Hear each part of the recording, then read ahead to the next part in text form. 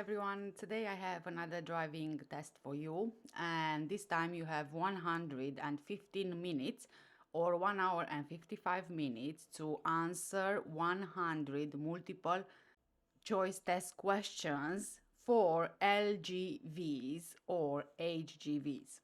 You need to score at least 85 out of the 100 questions to pass the test. So this video is really about lorry driving.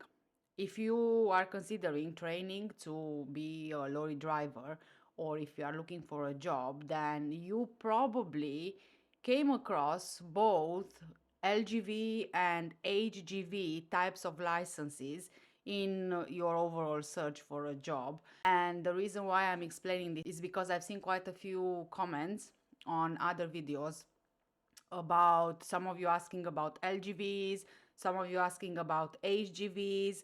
So I really just wanted to clear this up before we start the test. So what I'm going to do now is just tell you if there is any kind of difference between LGV or HGV. Now, within the UK and also within Europe, there is actually absolutely no difference between LGV and HGV. LGV is just the short term for large goods vehicles, and HGV is short for heavy goods vehicle. So LGV, large goods vehicle, HGV, heavy goods vehicle, okay? Both licenses, they allow you to drive a vehicle which weighs over 3,500 kilograms or 3.5 tons, with different categories outlining the specific size and the type of lorry that you can drive. In 1992, all the licenses categories were changed, so that's probably why some of you know as LGV and some of you know as HGV. For example, the old HGV Class 1 is now officially known as LGV C+E, and HGV Class 2 training is now known as LGV C. Now, of course, that a lot of people, they still refer to the old style of categorization. So the reason why I'm doing this now and explaining to you is so you don't get confused if any kind of these terms will come up when you are looking for jobs or even when you are looking to book your driving test. So now let's get started with our first question for today. You are scheduled to make a delivery. You arrive at your destination during the morning rush hour. The road is edged with double red lines. What do these lines mean? A. Delay your delivery until after the rush hour. B. Limit your stop to a maximum of 30 minutes. C. Unload only within a red box area. Or D. Unload only within a white box area. And the correct answer is D. Unload only within a white box area. White boxes allow you to unload at any time, but during the day, the length of stay is restricted. You should check nearby signs for the specific times. At other times, when it's not so busy, there may not be any restrictions in terms of parking. Next question. You are often involved in the carrying of high-value goods. What security measures can you adopt? A. Always discuss details of your load. B. Give lifts to anyone for added security. C. Keep your journeys to a strict routine. Or D. Vary your routes and rest stops. And the correct answer is D. Vary your routes and rest stops. When carrying high-value goods, you can become a target for thieves. Avoid developing a set routine or a set pattern. Vary your routes whenever possible to make it difficult for thieves to predict when and where your cargo can be intercepted. Next question. What is the final thing that you should do after you are recoupling a trailer? A. Connect the brake lines. B. Connect the electrical lines. C. Raise the trailer legs. Or D. Release the trailer parking brake. And the correct answer is D. Release the trailer parking brake. It's important to work methodically when you are uncoupling or when you are recoupling a tractor unit and trailer. After recoupling, check that all connections, systems, and lights are working correctly. Next question. Why are ropes unsuitable to tie down a load of scrap metal? A. Ropes are hard to tie. B. Ropes are hard to untie. C. Ropes can wear and snap. Or D. Ropes will loosen in the rain. And the correct answer is C. Ropes can wear and snap. When securing a load, the driver must use the most suitable type of restraint. Scrap metal is likely to have sharp edges that could wear through straps or ropes.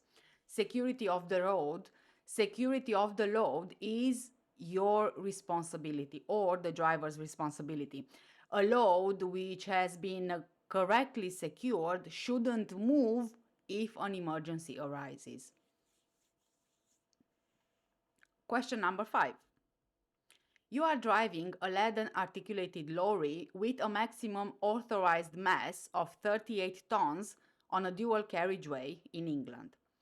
What speed limit applies to your vehicle after passing this sign or the sign on your screens? A. 40 miles per hour.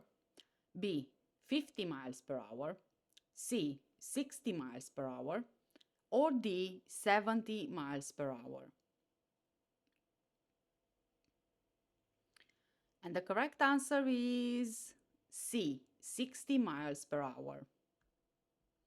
60 miles per hour may be the legal speed limit for a goods vehicle on a dual carriageway in England and Wales, but this doesn't mean that it's safe to drive at that speed. You should always take into account the road that you are driving on, the weather and the traffic conditions, and maintain safety margins. Next question. Which of these signs means that you cannot drive your lorry past this point? Sign A, sign B, sign C, or sign D?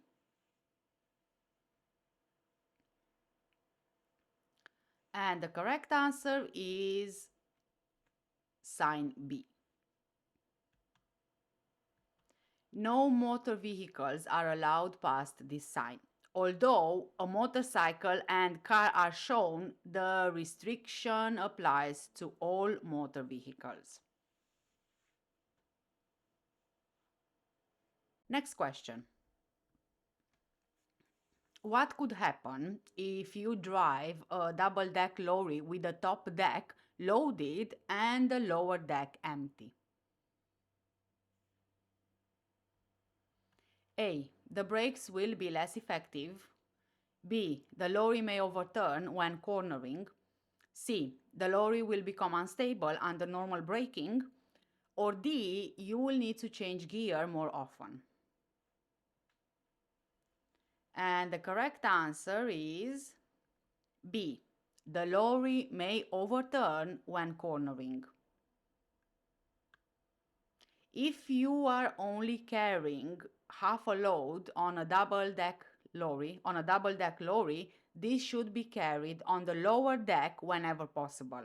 With only the top deck loaded, your lorry is top heavy and at risk of overturning as you drive around bends and corners. Next question. When must you notify phone companies that you are moving a high load? A. When the load's height exceeds 4 meters or 13 feet. B. When the load's height exceeds 4.30 meters or 14 feet 2 inches. C. When the load's height exceeds 5 meters or 16 feet 6 inches. Or D. When the load's height exceeds 5.25 meters or 17 feet and 6 inches. And the correct answer is D. When the load's height exceeds 5.25 meters or 17 feet and 6 inches.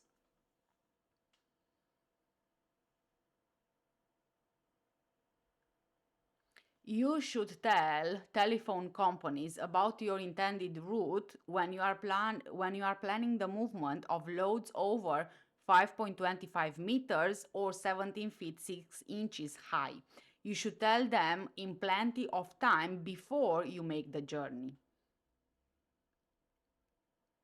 Next question. Before you start driving, which of the following should you complete on the center field of your tachograph chart? A. The details of the goods you are carrying. B. The amount of daily rest taken prior to starting the shift. C. The name and the address of your employer. Or D. The starting point of your day's journey. And the correct answer is D. The starting point of your day's journey. Before you start your journey, you must record a number of items on your tachograph chart. One of these is where your journey begins. Question number 10. You are on a motorway. Your lorry has a maximum authorized mass of more than 7.5 tons. What does this sign mean to you? The sign on your screens. A. You can only use the right-hand lane. B. You can use the middle or the right-hand lane. C. You can't leave the motorway at this junction. Or D. You must not use the right-hand lane. And the correct answer is D. You must not use the right-hand lane. At motorway roadworks, some lanes may be narrower than normal, and so large vehicles may not be allowed to use those lanes. Look for weight limit signs to check for any lanes that you cannot use. Therefore, move to the appropriate lane in good time.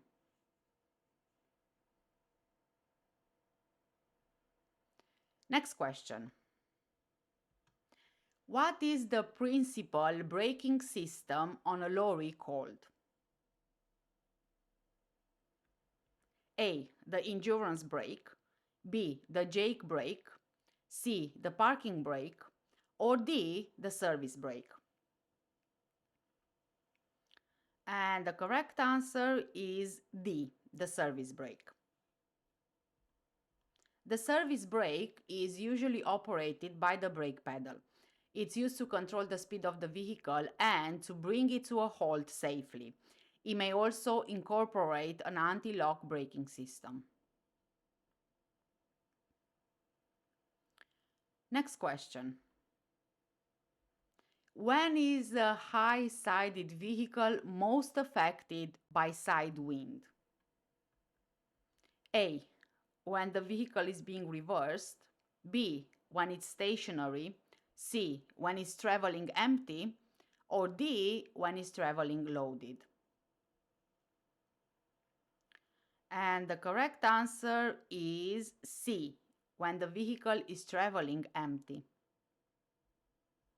Take care if you are driving an empty high-sided vehicle when it's windy outside. Watch for places where the conditions could suddenly change, such as a gap between buildings or when you are passing under a bridge. Reduce your speed and stay alert for other road users who are also affected by these weather conditions. Next question. You are driving a lorry towards a high bridge on a windy day. What should you expect? A. Changed weight limits. B. Lane closures. C. Minimum speed limits. Or D. No restrictions for lorries. And the correct answer is B. Lane closures. In windy weather, exposed stretches of road may have lane closures or there may be diversions for some types of vehicles. Consider this when you are planning your journey because delays like this will add to your driving time. Next question. Which vehicle is most at risk in windy conditions? A. High-sided lorry. B. Saloon car. C. Single-deck bus. Or D. Tractor unit. And the correct answer is A. High-sided lorry. High-sided vehicles are severely affected by side wind because of the large surface area of the bodywork. The risk of loss of control is increased if the vehicle is unladen. Question number 15. During your working day, you change to another vehicle with the same type of tachograph. How should you keep your tachograph record up to date?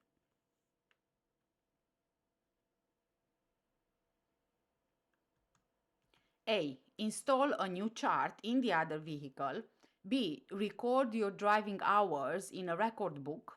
C. Take the chart with you and use it in the other vehicle.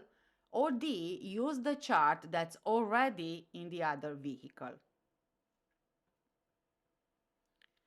And the correct answer is C. Take the chart with you and use it in the other vehicle. If you change vehicles during the day, you should take your chart with you and use it in your next vehicle. This, however, is not always possible as charts produced by different manufacturers may not be interchangeable. In this case, you should use another chart, making sure that all of the information for the day is recorded. Next question. You are driving an articulated lorry on a narrow road. There is a left-hand bend ahead. Why may you need to move out before driving around the bend? A. To leave more room for braking. B. To make room for the trailer cutting in. C. To make sure that oncoming drivers see you. Or D. To prevent anyone from overtaking.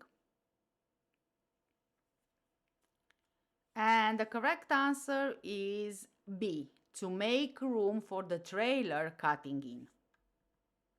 You should always be aware of the amount of room your trailer needs when you are going around the bends and corners.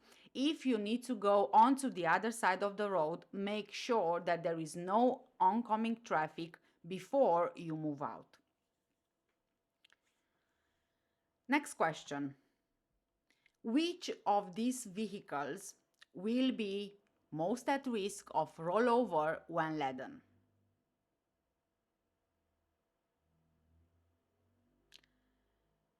Vehicle A, Vehicle B, Vehicle C, or Vehicle D? And the correct answer is Vehicle A.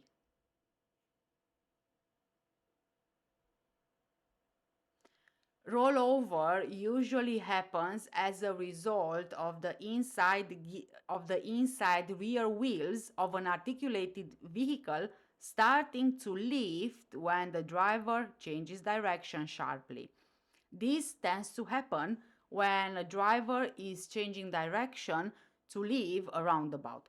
If the load moves during the change of direction, the vehicle is increasingly at risk of rolling over. The problem often involves vehicles carrying fluids in bulk, such as carrying petrol. Next question. What is prohibited when a red route is in operation? A. Changing lanes. B. Overtaking. C. Stopping or parking. Or D. Straddling the lines. And the correct answer is C. Stopping or parking. The hours of operation of red routes vary from one area to another. So, as a rule, you must not stop on a red route, but there may be special marked boxes where loading and unloading can be carried out at certain times.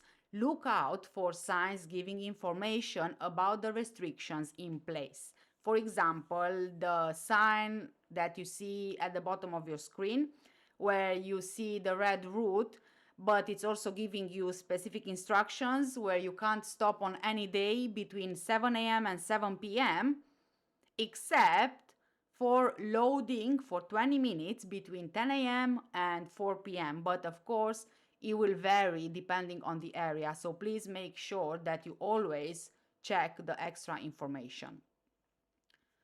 Next question. How frequently should the components of a fifth wheel coupling be inspected? A. Daily. B. Monthly. C. Weekly. Or D. Yearly. And the correct answer is B. Monthly. A fifth wheel must be maintained properly. It requires regular lubrication and inspection. This should be carried out monthly or every 10,000 kilometers, whichever comes first. Question number 20. You are loading goods of varying weights. How should they be distributed over the width of the vehicle? A. Heavy items at the front and light items at the rear. B. Heavy items near the center line, light items towards the sides. C. Light items at the front, heavy items at the rear. Or D. Light items near the center line and heavy items towards the sides. And the correct answer is B. Heavy items near the center line and light items towards the sides. To achieve maximum stability, the load should be placed to keep the center of gravity as low as possible. To do this, heavy items should be placed close to the center line and spread over the full length of the vehicle. Lighter items should be placed along the sides. Question number 21. What could be the result of overloading an axle while loading a lorry? A. Damage to the road surface. B. Damage to the tachograph. C. Increased tire life. Or D. Reduced tire temperature. And the correct answer is A. Damage to the road surface. Overloading an axle has an impact on the environment, causing damage to road surfaces. You also risk a fine and driving penalties. Next question.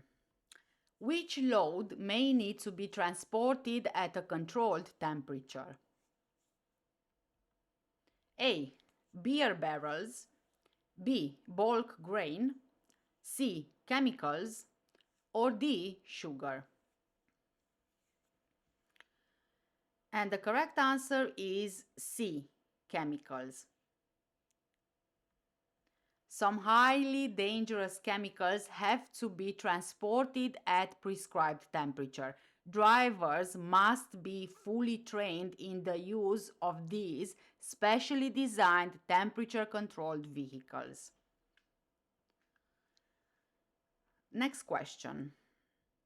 What should staff from HM Revenue and Customs or the HMRC be looking for at a roadside check? A. Driver's hours records. B. Exhaust emissions. C. Red diesel. Or D. Vehicle defects. And the correct answer is C. Red diesel. HMRC can check the type of fuel you are using and the type and legality of your load. Red diesel is dyed gas oil with a lower tax than regular diesel. It can only be used in agricultural and construction vehicles such as tractors. Red diesel must not be used in freight transport. Next question. You are uncoupling a trailer. What must you do before disconnecting any of the airlines?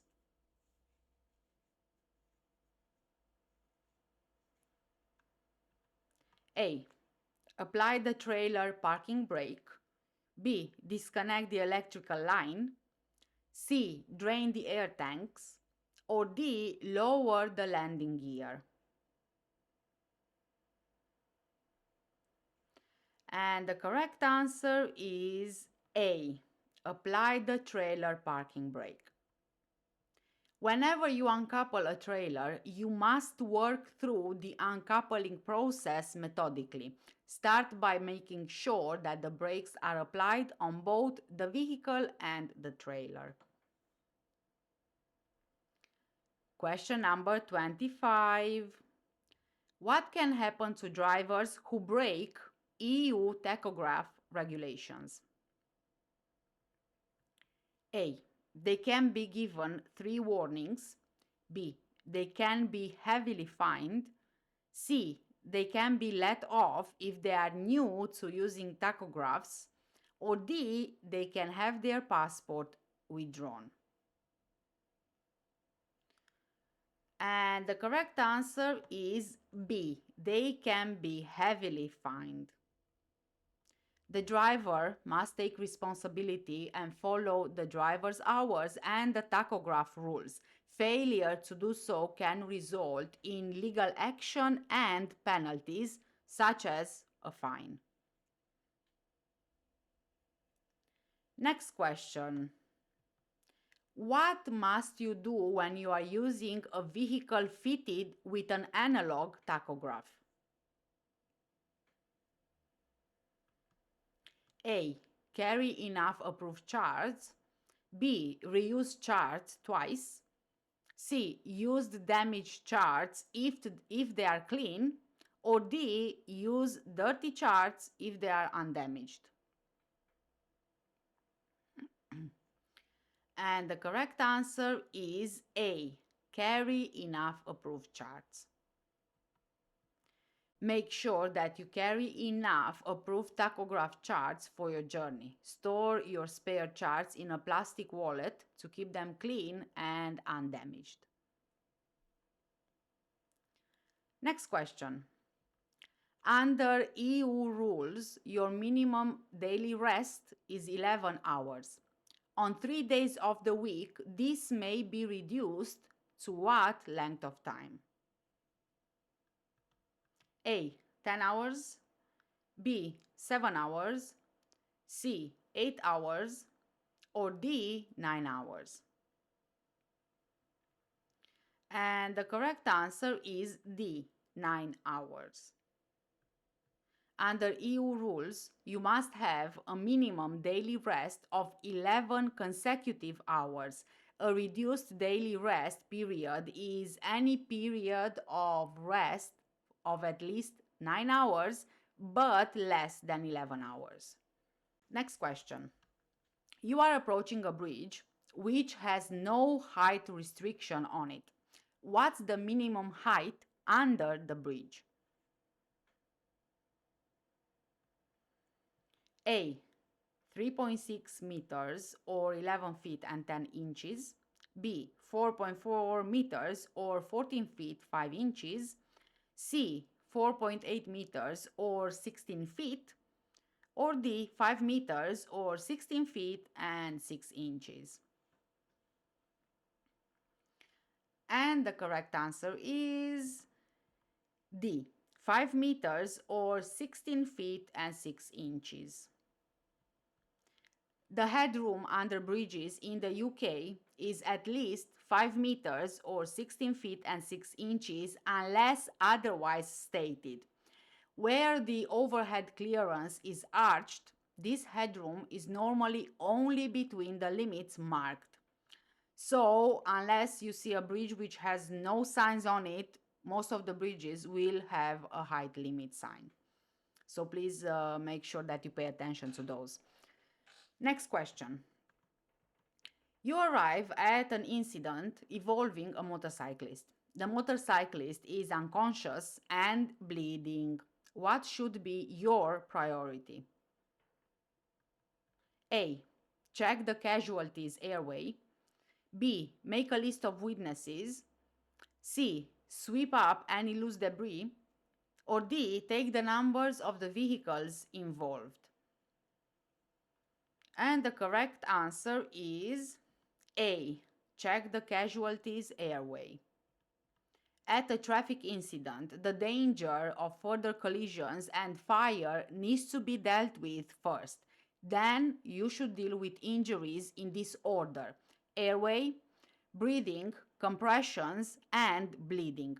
Don't remove a motorcyclist's helmet unless it's essential to do so. Removing that helmet might actually cause further injury to the motorcyclist. Question number 30. You have stopped at the scene of an incident where there are casualties. What should you do to help? A. Clear debris from the road. B. Give injured people a warm drink. C. Keep injured people on the move by walking them around. Or D. Keep injured people warm and comfortable. And the correct answer is D. Keep injured people warm and comfortable. You stop to give help at an incident and there are casualties. Don't move injured people unless there is further danger. Keep them warm, comfortable, and calm. Don't give them anything to drink. Next question. What should you do if you are the first person to arrive at the scene of an incident? A. Ask everyone who is not injured to leave the scene. B. Offer a calming cigarette to those involved. C. Take photographs of the scene. Or D. Warn other traffic to prevent further collisions. And the correct answer is D. Warn other traffic to prevent further collisions. Warn other traffic of the incident without putting yourself or others at risk. Once the danger of further collisions is dealt with, call the emergency services.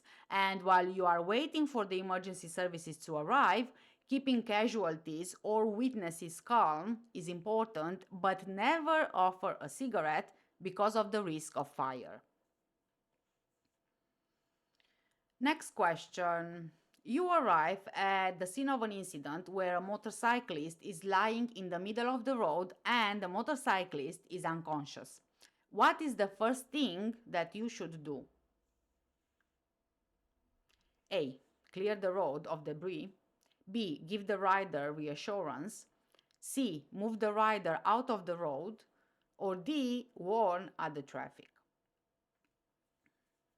And the correct answer is D. Warn other traffic. At the scene of an incident, the first priority is to prevent any further collisions by warning the traffic. You can warn other traffic by switching on your hazard warning lights or displaying an advanced warning triangle or by any other appropriate means.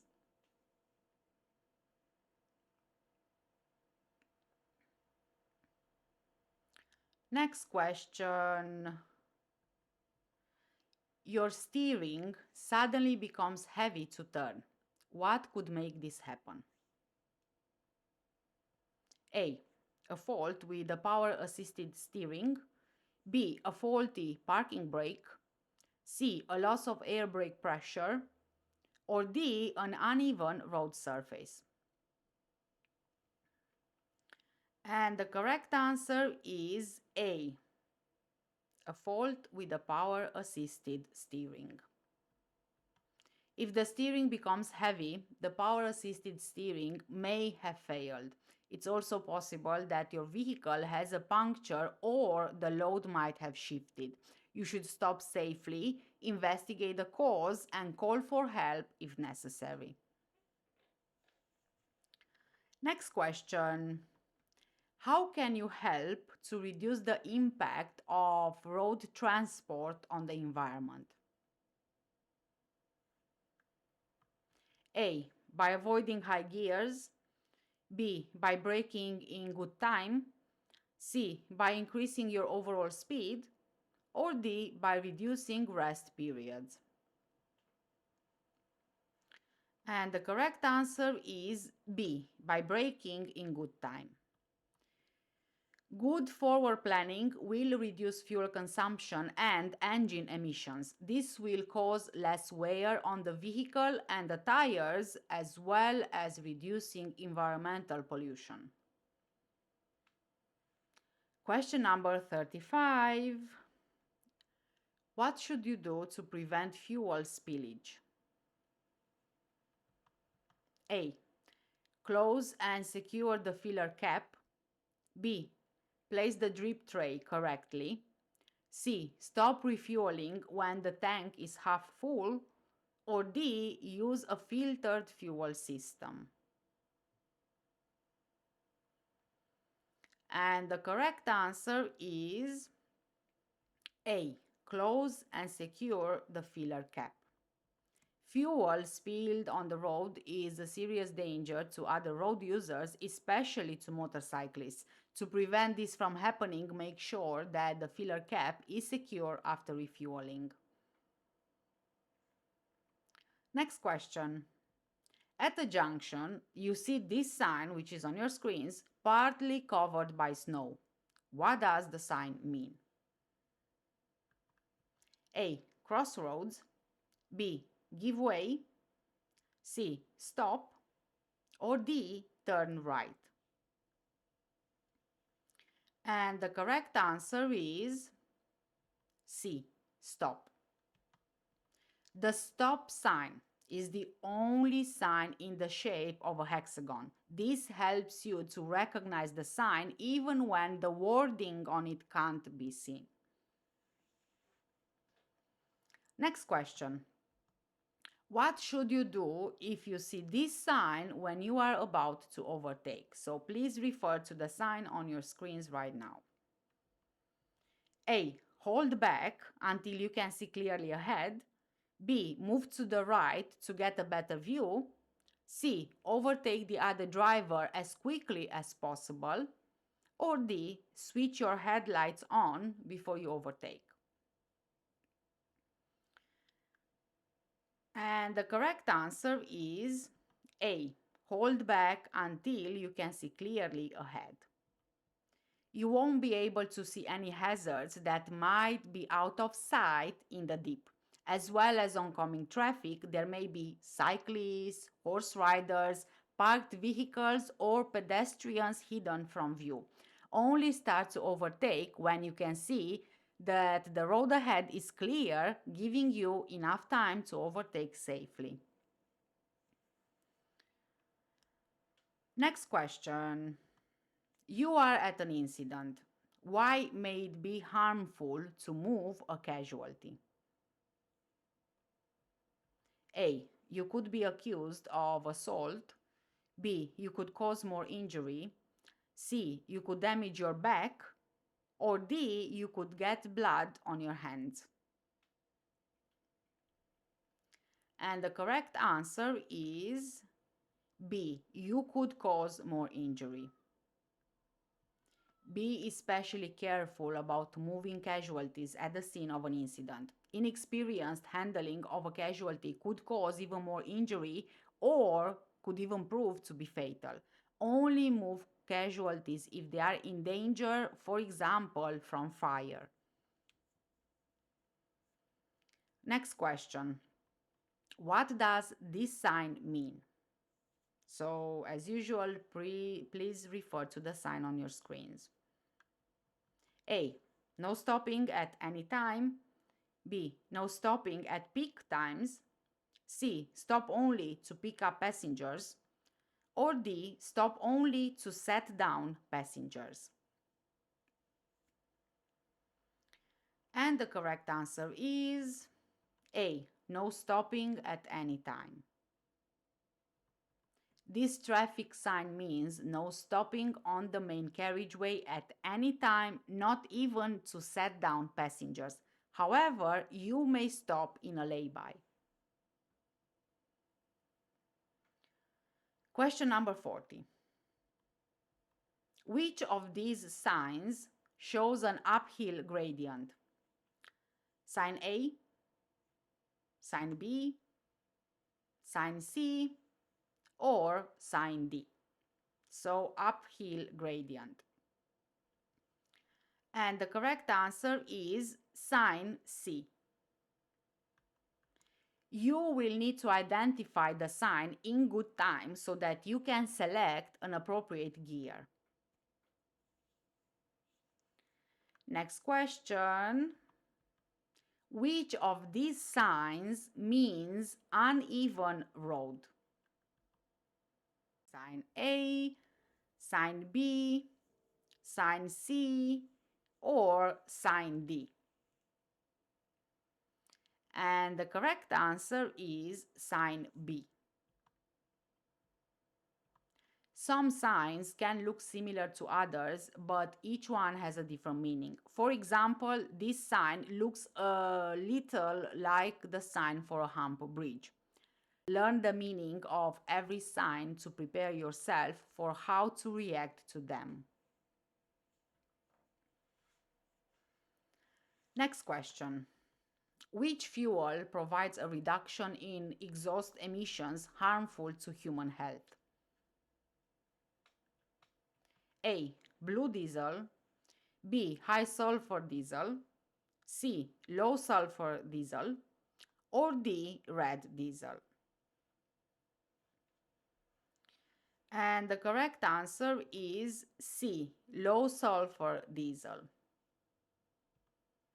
Low sulfur diesel reduces the levels of sulfur dioxide particles in exhaust emissions. It's widely available and makes a contribution to reducing emissions which are harmful to human health.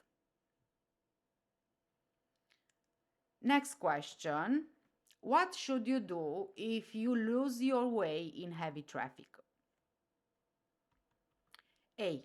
Check a map as you keep moving with the traffic. B. Drive on until you find a safe place to stop. C. Shout to other drivers to ask them the way. Or D. Stop at traffic lights and ask pedestrians. And the correct answer is B. Drive on until you find a safe place to stop.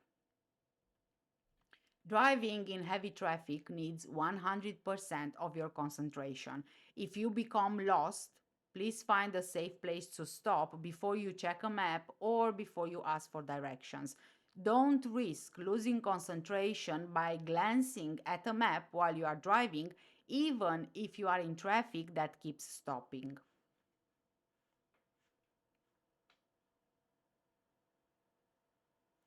Next question. You notice that one of your tires has a bulge in the side wall. What will happen if you drive the vehicle? A. The vehicle will become unstable on corners. B. You will break the law and risk prosecution. C. Your speedometer will give an incorrect reading. Or D. Your tachograph reading won't be accurate. And the correct answer is B. You will break the law and you will risk prosecution. It is a legal requirement that your tires have at least the minimum permitted depth of tread and are in good condition before you start any journey. Make sure that you check them before you set off and you check them at regular intervals. Question number 45. Your vehicle is more than 3 meters or 9 feet and 10 inches high. Where is this information displayed? A. In the driver's cab. B. In the engine bay. C. On the weight plate. Or D. On the windscreen. And the correct answer is A. In the driver's cab. It is a legal requirement that information about a vehicle's height can be seen by the driver from their seat. It's important to know the height of your vehicle so that you can avoid any height restrictions on your route. Next question. What will cause your fuel consumption to increase? A. Continuous use of air conditioning. B. Continuous use of the air suspension. C. Continuous use of the electrical retarder. Or D. Continuous use of the mirrors. And the correct answer is A. Continuous use of the air conditioning. Use your air conditioning only when it's absolutely necessary. Running it continuously increases overall fuel consumption by up to 15%. Next question. How can vehicle breakdowns be reduced? A. By avoiding bad weather. B. By driving slowly. C. By regular cleaning. Or D. By regular servicing. And the correct answer is D. By regular servicing. Following the vehicle manufacturer's guidelines for service intervals will enable worn components to be replaced before they fail. This will help prevent costly breakdowns. Next question. What could happen if you overfill your engine with oil? A. Exhaust emissions could be reduced. B. Some gaskets might be damaged. C. The handling may improve. Or D. You could wait longer before the next service. And the correct answer is B. Some gaskets might be damaged. If you overfill the engine with oil, you could cause the engine to build up too much pressure when it's running. This could cause damage to oil seals and gaskets. Next question. Your engine catches fire. What should you do before you attempt to put the fire out?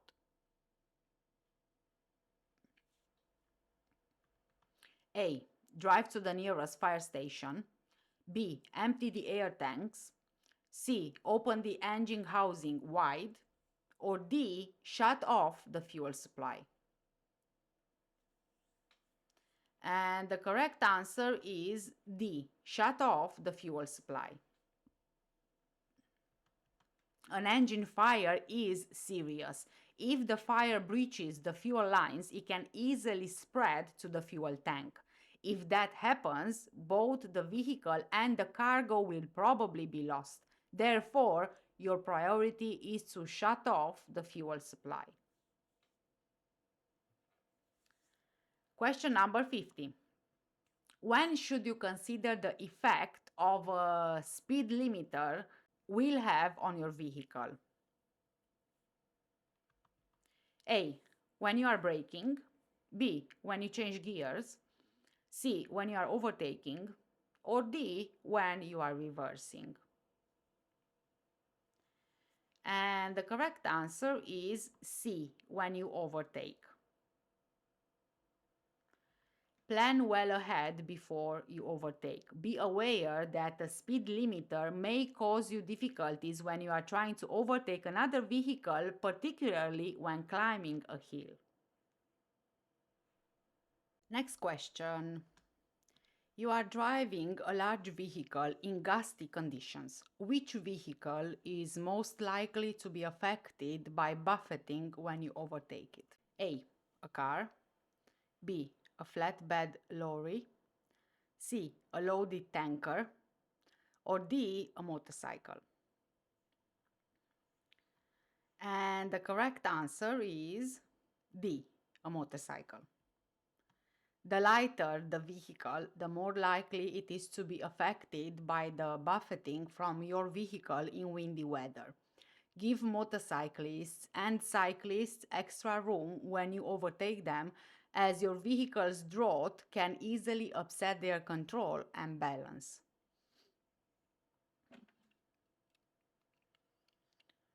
Next question. What should anti-lock brakes let you do when you have to stop in an emergency? A, brake more gently. B, brake much later.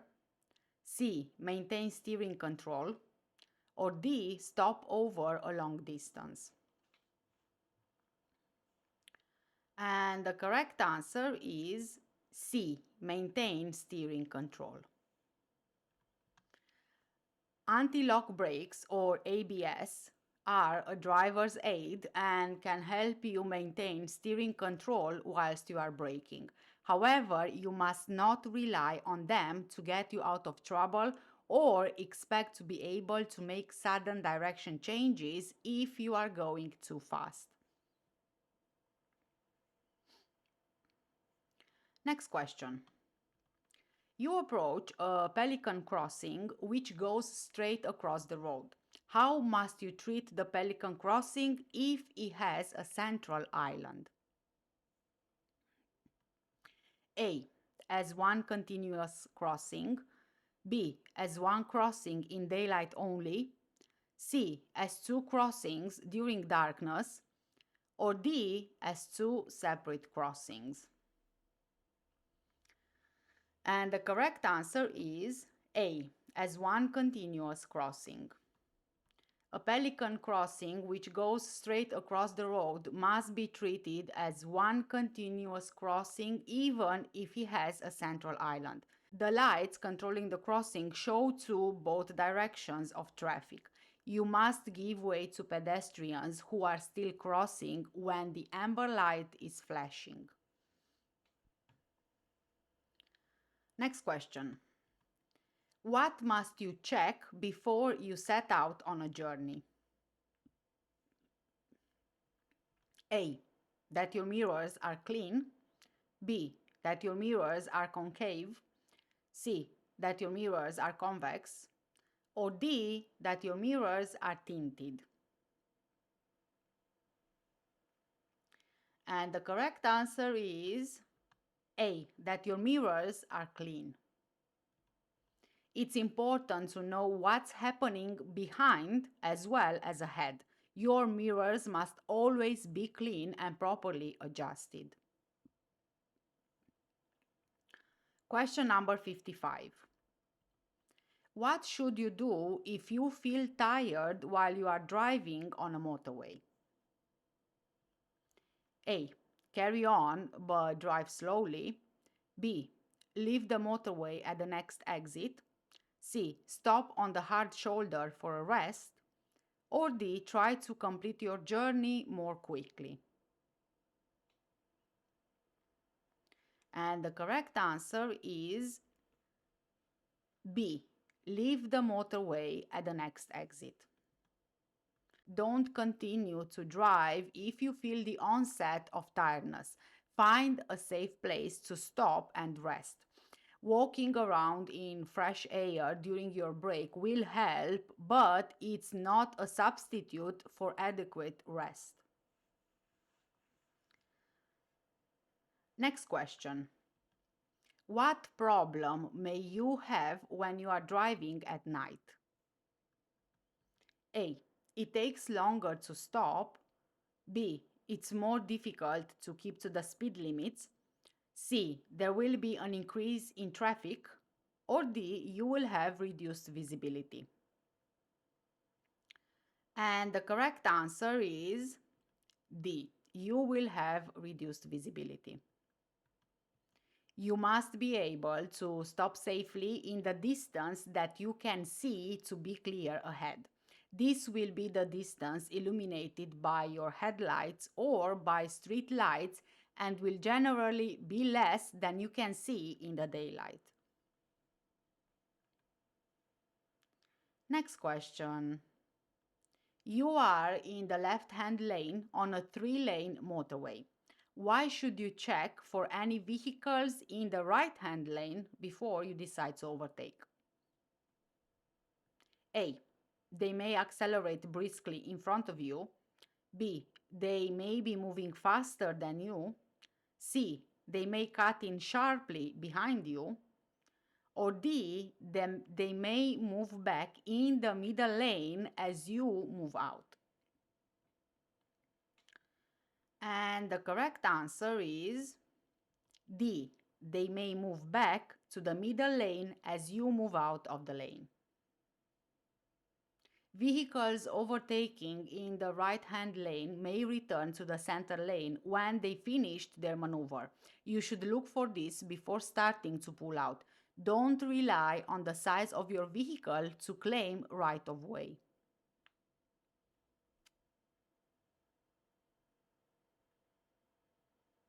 Next question. Why should you check for motorcyclists just before you turn right into a side road? A. They might be emerging from the side road. B. They might be following you closely. C. They might be overtaking on your left. Or D. They might be overtaking on your right. And the correct answer is D. They might be overtaking on your right. Never attempt to change direction to the right without first checking your right-hand mirror. A motorcyclist might not have seen your signal and could have decided to overtake. This action should be a matter of routine. Next question. What happens at two-cone crossings?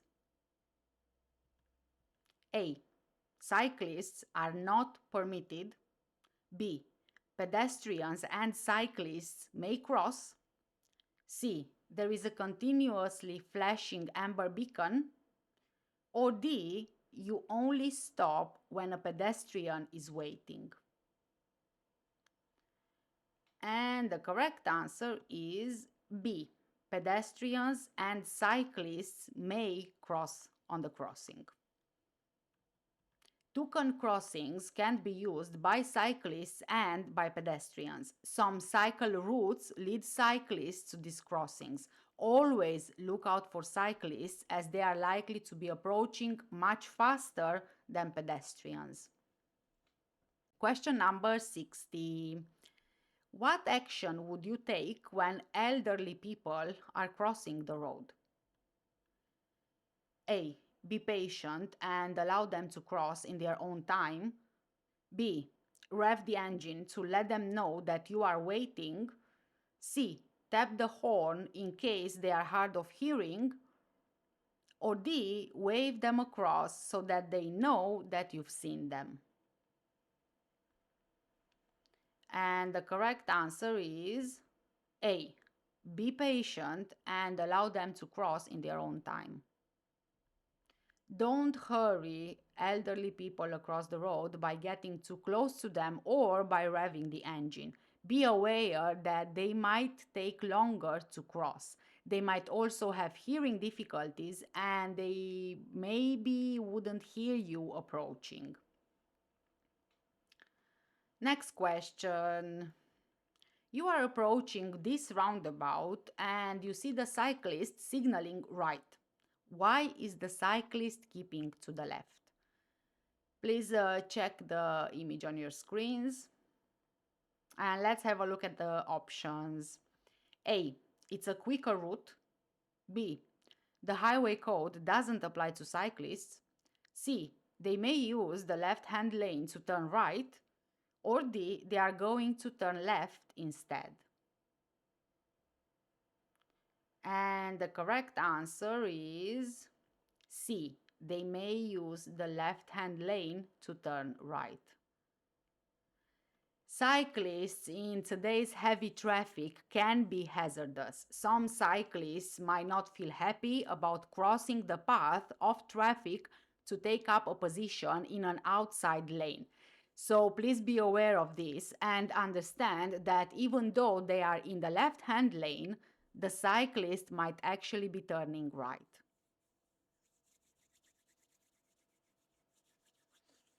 Next question. Why must these road markings be kept clear? Please refer to the photo or picture on your screens. So, why must the markings be kept clear? A. To allow an unobstructed view of the area. B. To allow school children to be dropped off. C. To allow school children to be picked up. Or D. To allow teachers to park. And the correct answer is A. To allow an unobstructed view of the area.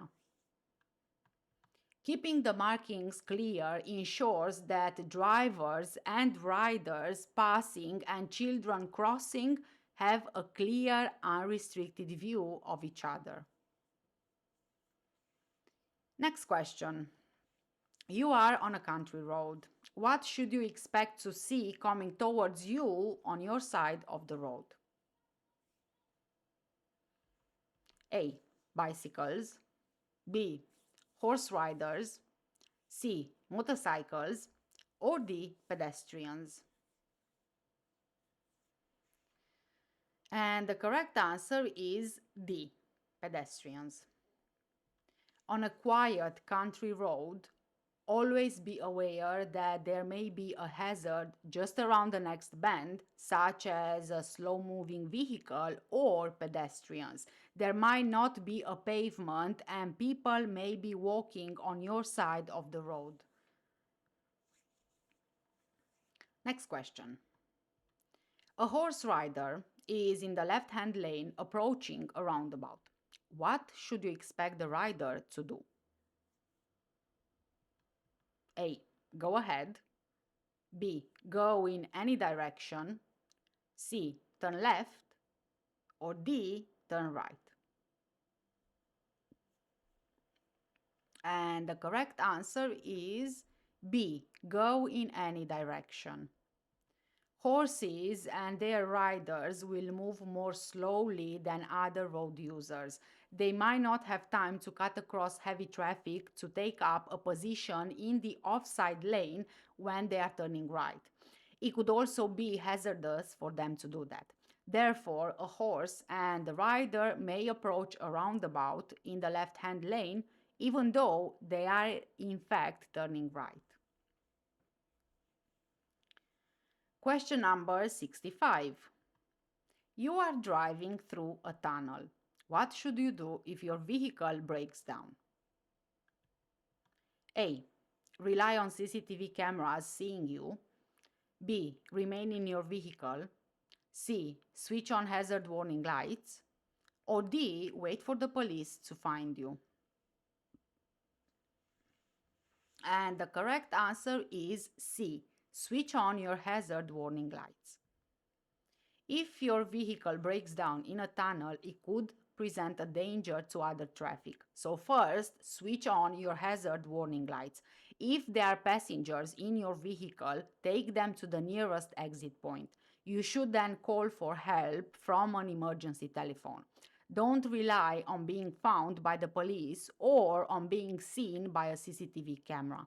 The longer a vehicle stays in an exposed position, the more danger it poses to other traffic.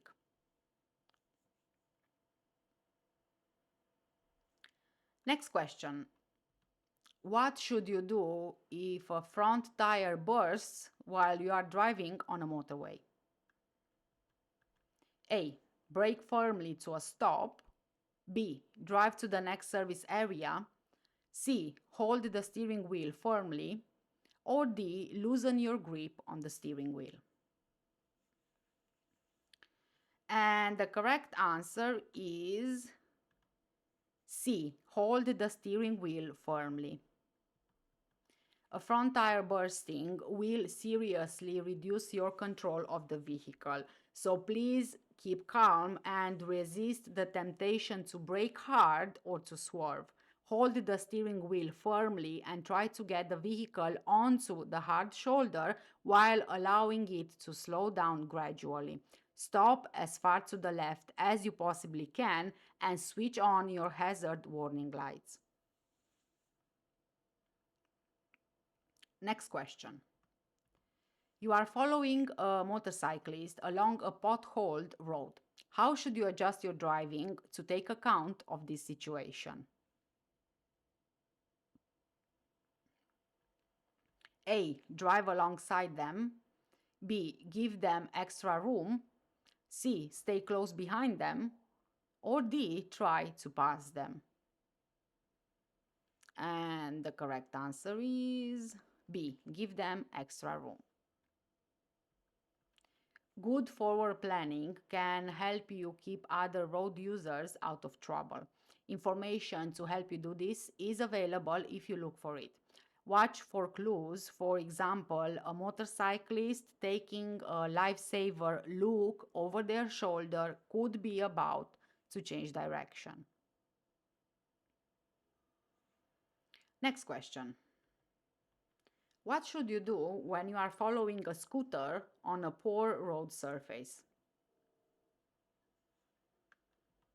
A. Overtake without any delay. B. Sound your horn as you get close. C. Stay close behind until you can pass. Or D. Stay well back and allow them room. And the correct answer is D. Stay well back and allow them room. On a poor road surface, the rider may need to move out to avoid potholes. You may not get much warning. A look to the right or a lifesaver check may warn you that they are about to move out. Stay well back and allow the rider plenty of room until you can pass safely. Next question. Under EU rules, you can drive for a maximum of 9 hours a day. On how many days each week can this be extended to 10 hours? A. 4 days. B. 1 day. C. 3 days. Or D. 2 days. And the correct answer is D. 2 days. Under EU rules, your normal daily driving time must not exceed 9 hours. This 9-hour period is defined as the time between any two daily rest periods or a daily rest period and a weekly rest period. You are allowed to extend these hours to 10 hours twice a week. Question number 70. How much longer will your stopping distance be in snow than in dry weather? A. 5 times as long. B. 4 times as long. C. 10 times as long. Or D. Twice as long. And the correct answer is C. 10 times as long. In icy or in snowy weather, your stopping distance can increase by up to 10 times. Because snowy weather increases the distance needed to stop, you must look further ahead and leave an increased safety margin. Next question. What do you need to be aware of when you are driving a vehicle fitted with power-assisted steering? A. It causes less tire wear. B. It makes it easier for you to steer. C. It only works at high speeds. Or D. It prevents you from oversteering. And the correct answer is B. It makes it easier for you to steer. Power-assisted steering operates when the engine is running. If a fault develops, much greater effort is required to turn the steering wheel. Don't attempt to drive a vehicle if you are aware of a fault in the power steering system.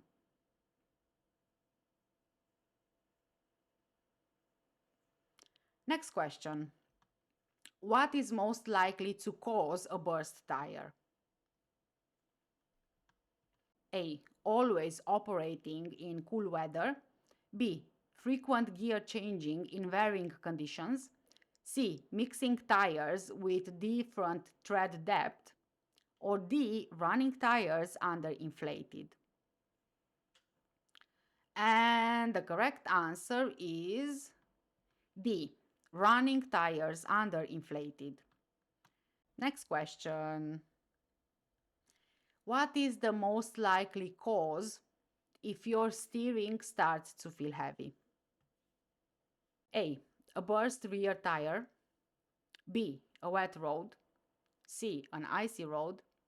Or D. Faulty power steering.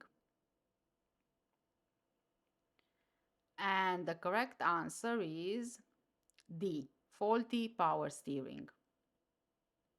Modern large vehicles are fitted with power-assisted steering.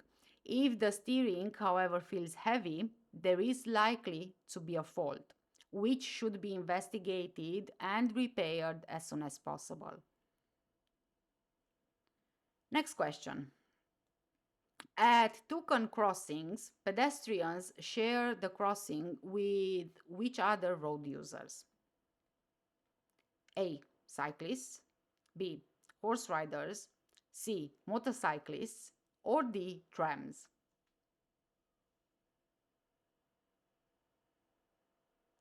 And the correct answer is A. Cyclists. A toucan crossing is signal controlled, but unlike a pelican crossing, it doesn't have a flashing amber light in the sequence. Cyclists and pedestrians, they cross together, and cyclists are allowed to ride their bicycles over the crossing.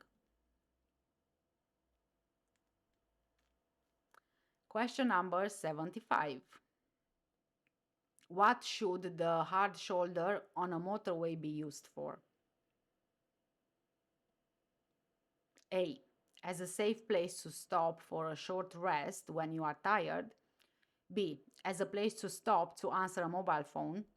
C. As a place to stop to check a road atlas. Or D. As a place to stop when an emergency arises. And the correct answer is D. As a place to stop when an emergency arises. When an emergency arises, pull onto the hard shoulder and use the emergency phone to report your problem. You will be connected to an operator who will put you through to a breakdown service. Never cross the carriageway or a slip road to use a phone. Next question. You are driving in wet conditions. What should you try to do before braking? A. Make sure that all spray suppression equipment is working. B. Make sure that the gear lever is in neutral. C. Make sure that there is no mist on your rear view mirrors. Or D. Make sure that your vehicle is traveling in a straight line.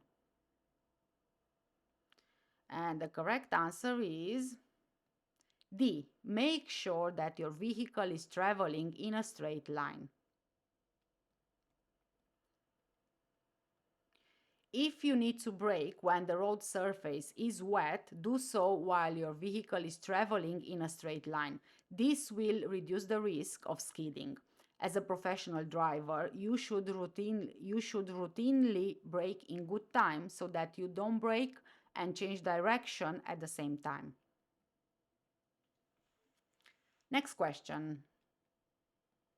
You are driving on a road with an uneven surface. What should you do if you are following a motorcyclist along this road?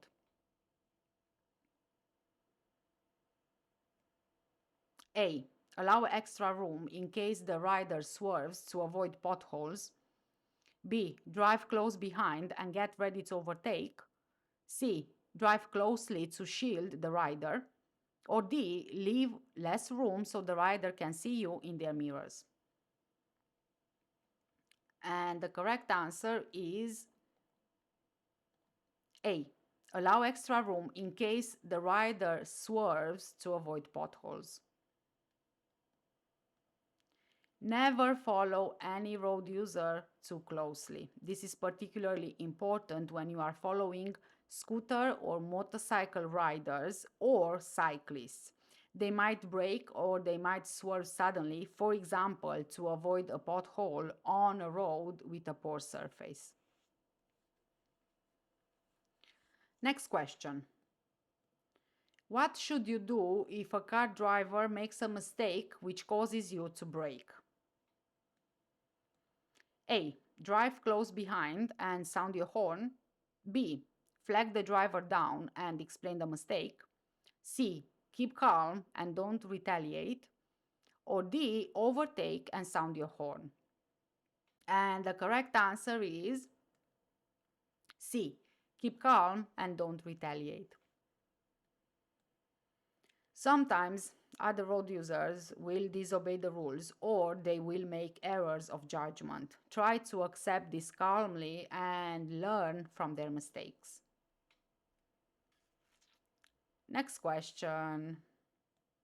What should you do if another driver does something which upsets you? A. Flash your headlights several times.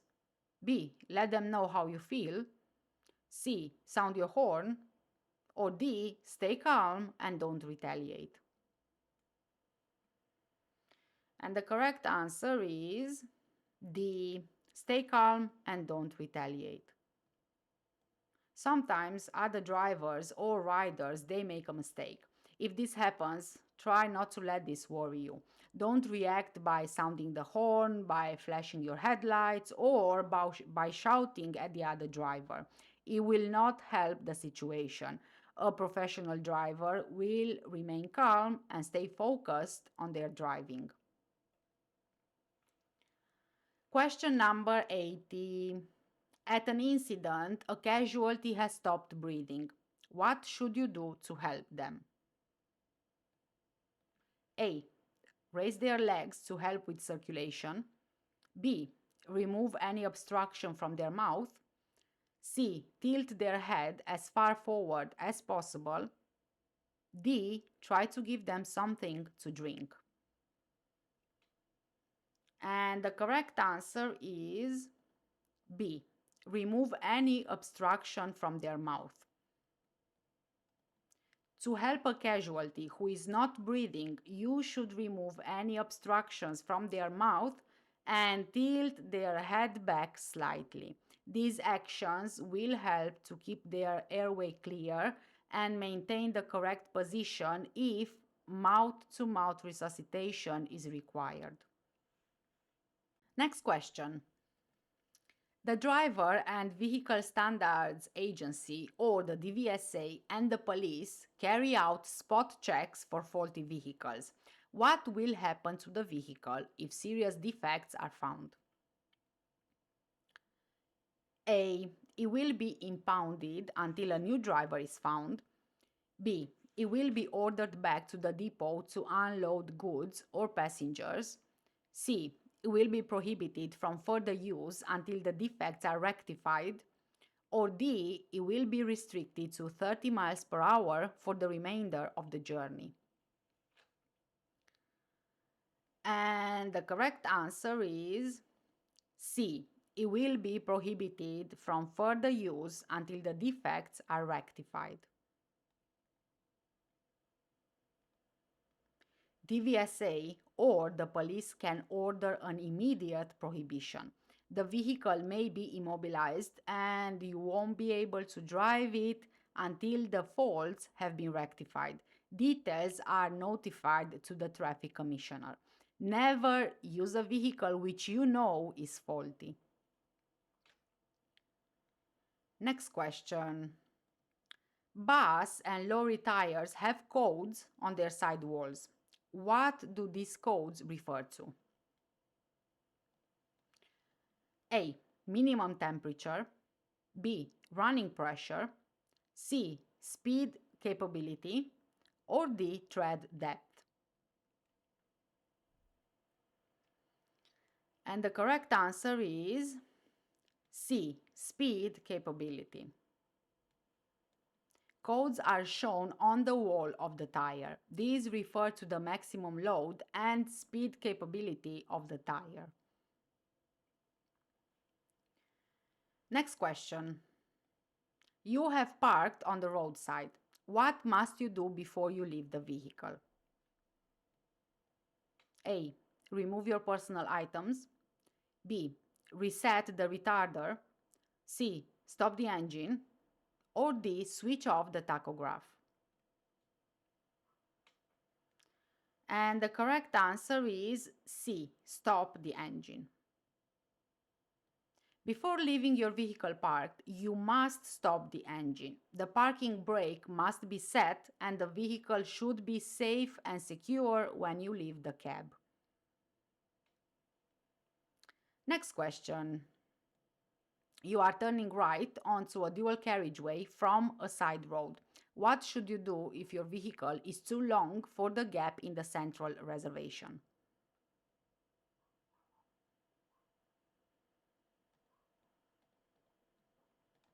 A. Edge out slowly so that other traffic will see you. B. Move forward and wait in the middle. C. Move out, blocking traffic from the right. Or D. Wait until it's clear in both directions. And the correct answer is D. Wait until it's clear in both directions. When you are turning right onto a dual carriageway, don't stop in the gap in the central reservation unless your vehicle will fit in the gap without any overhang. When it's busy, consider turning left and using a roundabout further up the road so you don't have to cross the central reservation. Question number 85. Which of these is the main cause of collisions involving motorcycles? A. Icy roads. B. Other drivers. C. Other motorcyclists. Or D. Wet roads. And the correct answer is B. Other drivers. The main reason why there are so many collisions at junctions is that drivers fail to see motorcyclists.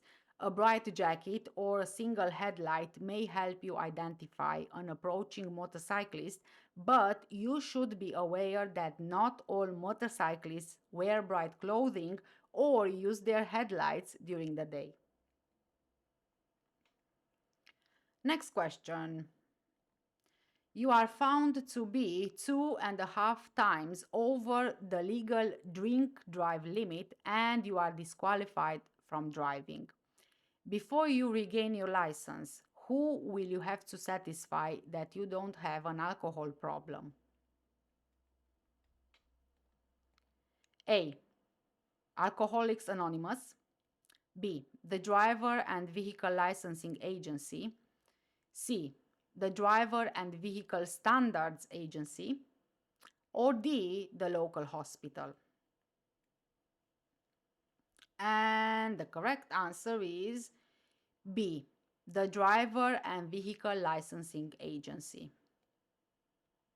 If you are disqualified from driving because you were 2.5 times over the legal limit, you will be classified as a high-risk offender. Before you can regain your license, you will have to satisfy the Driver and Vehicle Licensing Agency or the DVLA that you do not have an alcohol problem. Next question. What do yellow zigzag lines on the road outside the school mean? A. Sound your horn to alert other road users. B. Stop to allow children to cross. C. You must not drive over these lines. Or D. You must not wait or park on these lines. And the correct answer is D. You must not wait or park on these lines. Parking on the yellow zigzag lines will block the view of the school entrance. This will endanger the lives of children wanting to cross the road on their way to and from school. Next question. What does this sign mean? A. Double hump bridge. B. Road humps. C. Rumble strips. Or D. Uneven road. And the correct answer is D. Uneven road. Slow down when you see a warning sign for an uneven road. Be especially careful if you are carrying passengers, livestock, or fragile items. Next question. You are reversing your vehicle. What should you do while the audible warning device is operating? A. Be cautious and keep looking all around. B. Concentrate solely on your blind areas. C. Expect others to be aware of your course. Or D. Rely on a clear path behind. And the correct answer is A. Be cautious and keep looking all around. Don't rely on an audible warning device to claim right of way. It's your responsibility to be cautious and take all-around observation while you are reversing. Question number 90. Where can you get help to plan your route before you start a journey? A. A motoring organization. B. The Driver and Vehicle Licensing Agency. C. Your local filling station. Or D. Your vehicle manufacturer. And the correct answer is A. A motoring organization. Most motoring organization websites allow you to create a detailed plan of your trip showing directions and distances. Some of them also include advice on rest and fuel stops. The Traffic England website will give you information on roadworks and incidents along with expected delay times. Next question. What would be the most likely effect of driving with a ref counter in the red band? A. You would create a false tachograph reading. B. You would damage the engine.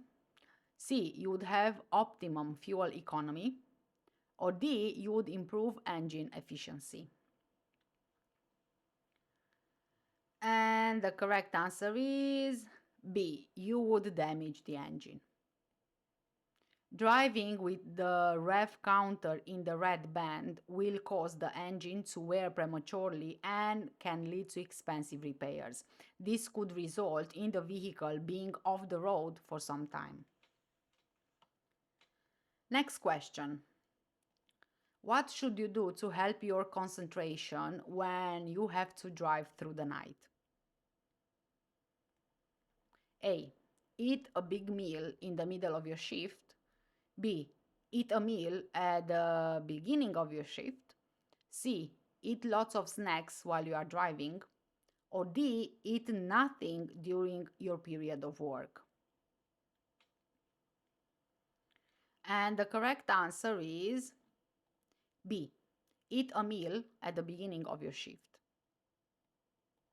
Concentration will be improved by eating regular light meals timed to fit in with your scheduled rest periods. If you don't eat at all, your blood sugar levels will drop and you will feel tired.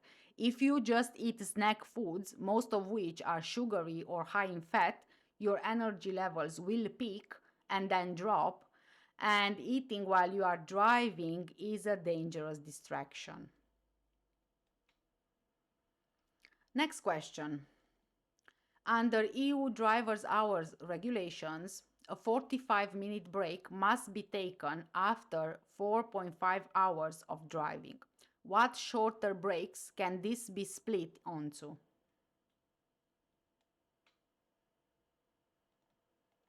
A. One break of 10 minutes plus one break of 35 minutes. B. One break of 15 minutes, then another of 30 minutes. C. One break of 20 minutes plus another break of 25 minutes. Or D. One break of 40 minutes plus one break of 5 minutes. And the correct answer is B. One break of 15 minutes plus one break of 30 minutes. Under EU regulations, you must take a break of at least 45 minutes after 4.5 hours of driving. You may choose to take this break during the driving period. In this case, it can be split into two breaks of at least 15 and 30 minutes taken in that order. Next question. What is the first thing that you should try to do if your vehicle catches fire whilst you are driving through a tunnel? A. Drive out of the tunnel. B. Stop and leave the vehicle immediately. C. Stop and put out the fire. Or D. Stop at the side of the tunnel. And the correct answer is A. Drive out of the tunnel. If your vehicle catches fire in a tunnel, you should first try to drive the vehicle out, but only if you can do that safely.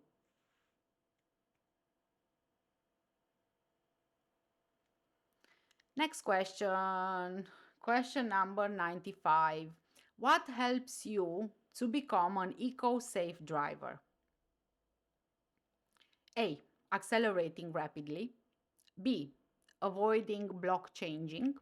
C. Being aware of hazards. Or D. Using air conditioning. And the correct answer is C. Being aware of hazards. Driving in an eco-safe manner means that you plan well ahead for hazards and you react in good time. This can save fuel and is therefore good for the environment. Next question. Where can the axle weight limits be found? A. On the operator's license. B. On the vehicle plate. C. On the weighbridge printout. Or D. On the wheel rims.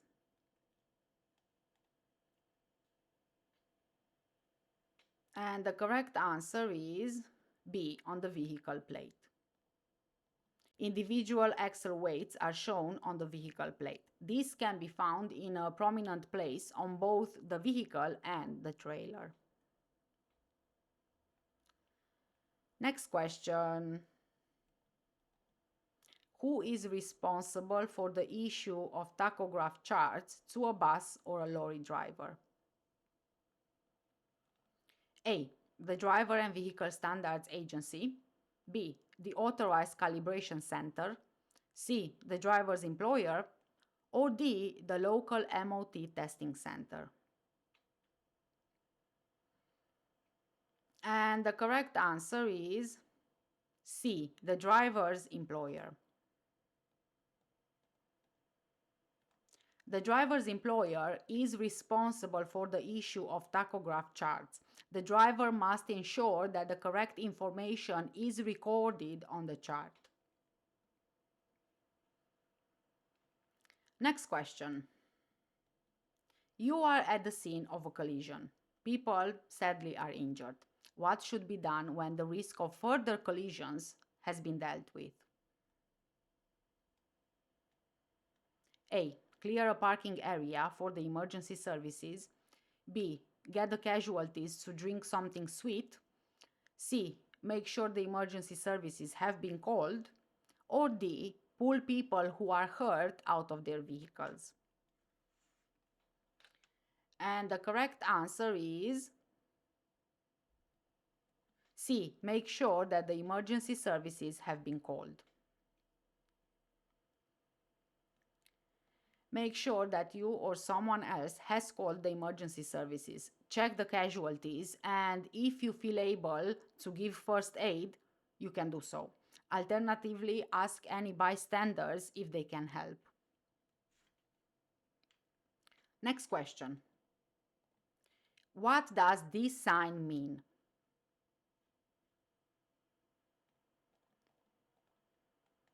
A. Fuel and water tanks will leak.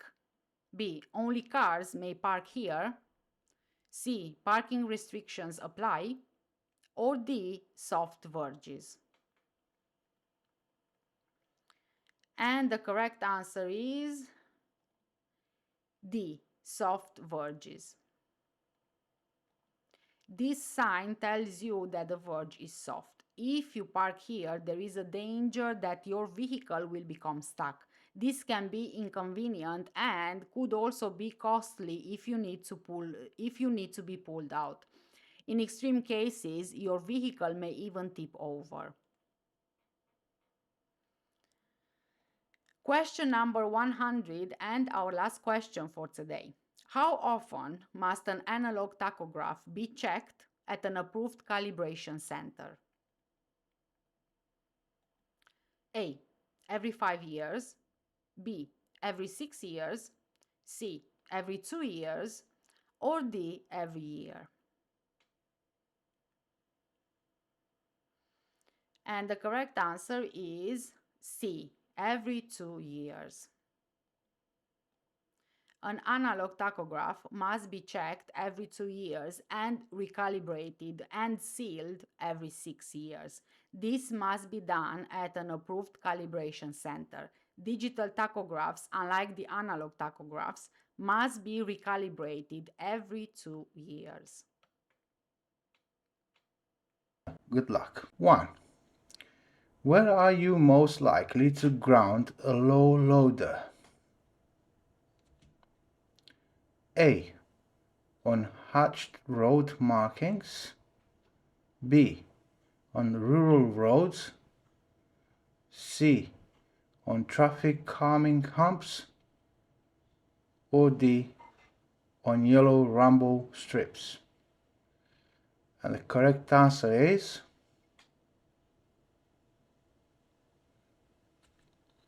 C. On traffic calming humps. Explanation. Traffic calming measures are becoming more common. Look out for signs warning you of humps in the road ahead. If necessary, change your route rather than take risks. 2. Which axle configuration is most effective at preventing petrol tankers from rolling over? A. Tandem axles with air suspension.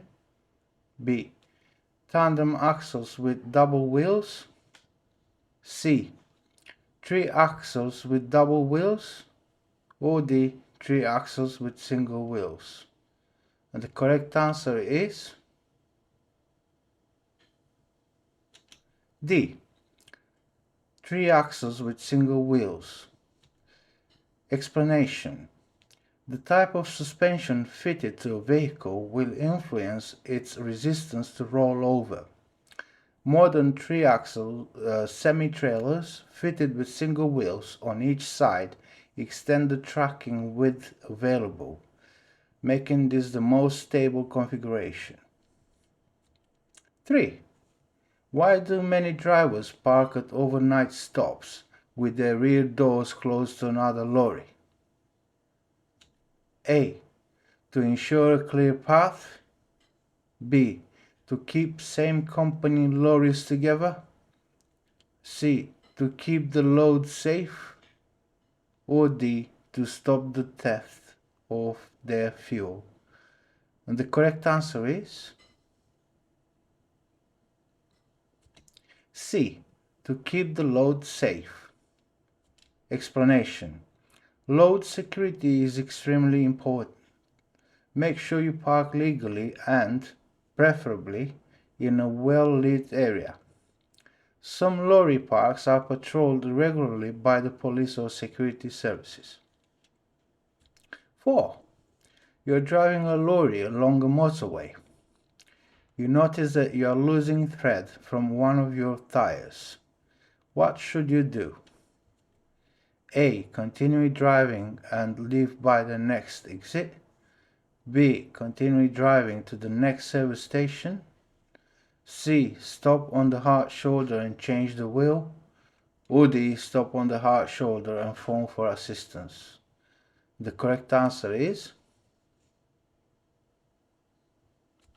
D. Stop on the hard shoulder and phone for assistance. Explanation. Continuous high speeds on the motorway can cause the tires to become hot and to shred. If you notice this happening, you must stop on the hard shoulder as soon as it's possible and safe to do so. It's dangerous to drive a defective vehicle. 5. What's the minimum depth of tread required over 3/4 of the breadth of a lorry tire? A. 1 millimeter. B. 1.5 millimeters. C. 2.5 millimeters. Or D. 5 millimeters. And the correct answer is A. 1 millimeter. Explanation. Tires are your lorry's only contact with the road. It's essential that this contact gives you the grip you need to control your vehicles at all times.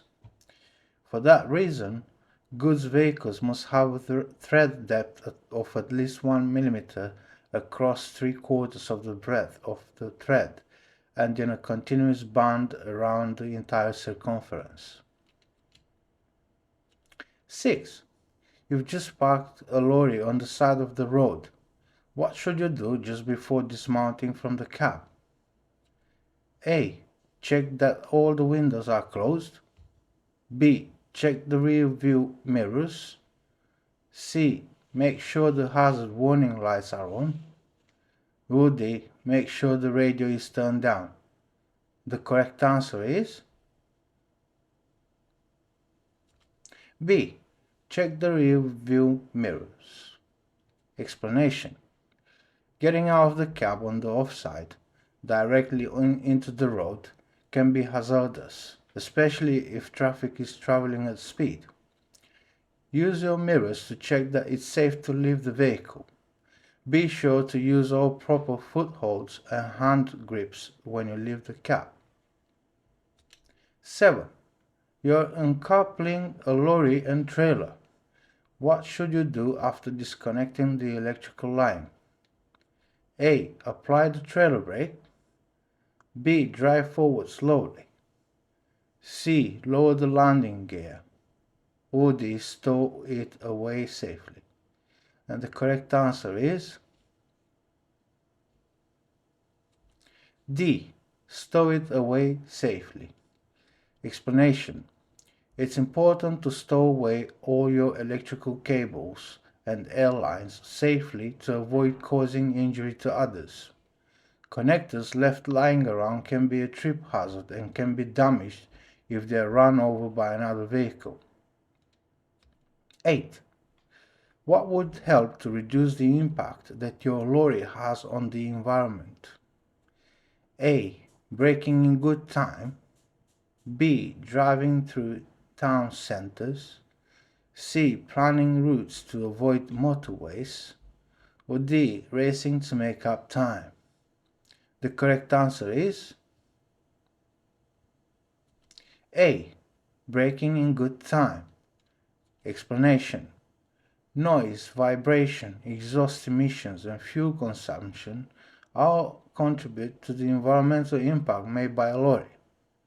Good anticipation and forward planning will help to reduce these effects.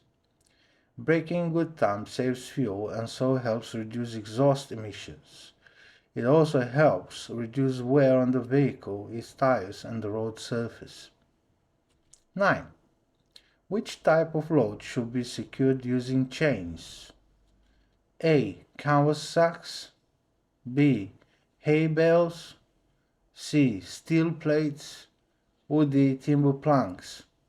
The correct answer is C. Steel plates. Explanation. The choice of restraint will depend on the load. For example, ropes are unsuitable for loads such as steel plates, as there is a danger of sharp edges shearing the ropes. For steel plates, chains must be used with a suitable tensioning device. 10. How must spare sheets and ropes be carried on your trailer? A. Laid out flat. B. Stacked loosely. C. Tied down securely. Or D. Visible from the cab. The correct answer is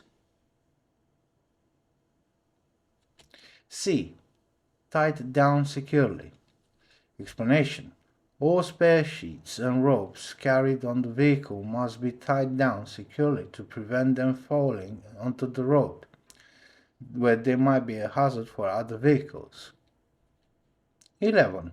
Where are you allowed to park a long rigid vehicle? A. At a bus stop. B. At a pedestrian crossing. C. At a school entrance. Or D. At a service area. And the correct answer is D. At a service area. Explanation. It's important that you always select a place to park that's both safe and legal. Don't park on or too close to a pedestrian crossing or a school entrance. This will restrict the view for drivers and pedestrians. Don't park at a bus stop either, because buses would then have to stop in the road, creating a hazard for other traffic and for passengers getting on or off the bus. 12. What should you do when you overtake a cyclist on a two-way road? A. Give a right turn signal after you've moved out to overtake. B. Go past quickly and move back to the left sharply. C. Leave plenty of room and check your near side mirror before returning to the left. Or D. Pass closely, staying about 1 meter 3 feet and 3 inches from the curb. The correct answer is C. Leave plenty of room and check your near side mirror before returning to the left. Explanation. Only overtake when it's safe to do so, and don't use the size of your vehicle to intimidate approaching traffic. When overtaking a cyclist, leave plenty of room and, before returning to the left, check in your near side mirror to make sure you've passed them safely. 13. Your lorry has a crane fitted. You are loading very heavy items. What should you do when you feel that the ropes or straps might break? A. Continue loading carefully. B. Reposition the load. C. Tie two straps together. Or D. Use chains and tensioners. And the correct answer is D. Use chains and tensioners. Explanation. If there is any danger that the load you are lifting with a crane is too heavy for ropes or straps, or that sharp edges on the load might damage them, you should use chains with compatible tensioners. 14. Which of the following is important when you are getting out of a lorry cab? A. Checking your load is secure. B. Disconnecting the airlines. C. Turning off the radio.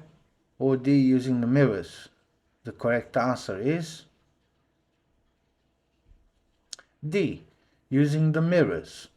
Explanation. When getting out of your lorry cab, it's essential that you check it's safe to dismount by checking your mirrors and looking out for traffic.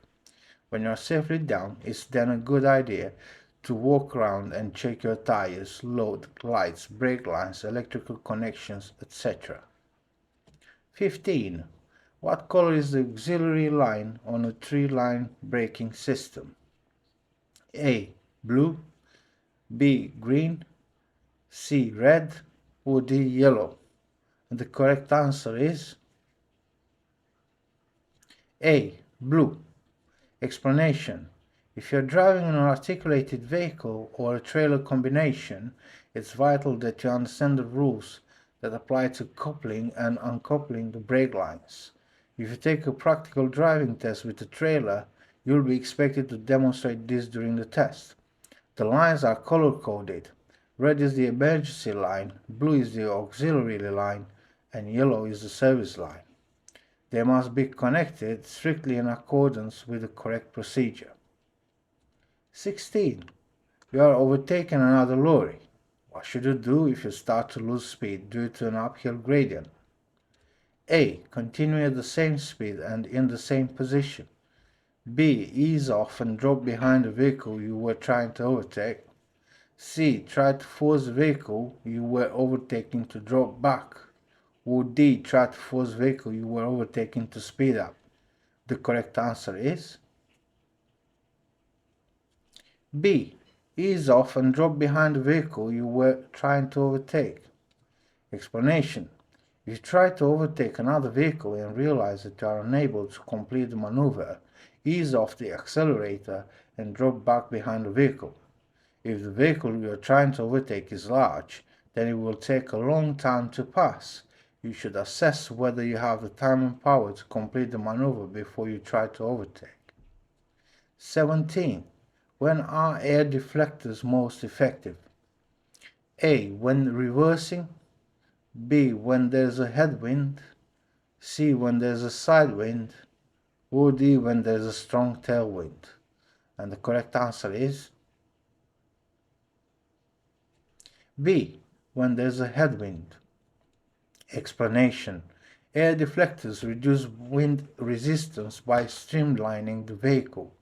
They are most effective when there is a headwind. The streamlining also reduces the vehicle's fuel consumption. 18. What should you do before driving your lorry away from a wet construction site at the side of a motorway? A. Drain the air tanks. B. Hose down the wheels. C. Set your tachograph to other work. D. Turn on your amber beacon. The correct answer is B. Hose down the wheels. Explanation. Before leaving a construction site, check your vehicle for mud and for debris wedged between double rear wheels. It's important that you prevent any mud or debris from being deposited on the road, where it could be a danger to other road users. 19. You are driving a lorry from a wet construction site onto a motorway. Why must you take extra precautions before leaving the site? A. It's an offense to deposit mud on the road. B. It's an offense to emerge from a work site onto a motorway. C. Your lorry's spray suppression equipment will be inoperative. Or D. Your view from the cab will be obscured by plant machinery. The correct answer is A.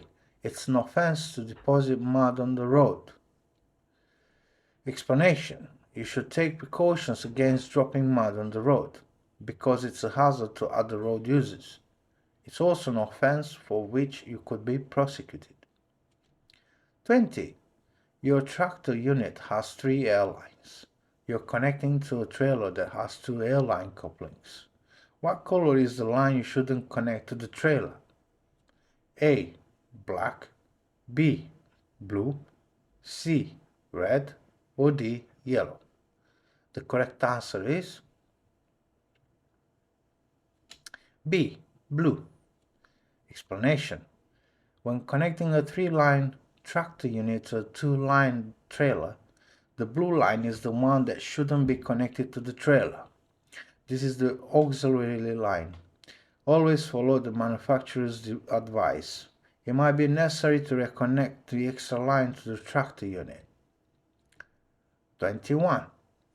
You're driving an articulated lorry that has 3 airlines connected to the trailer.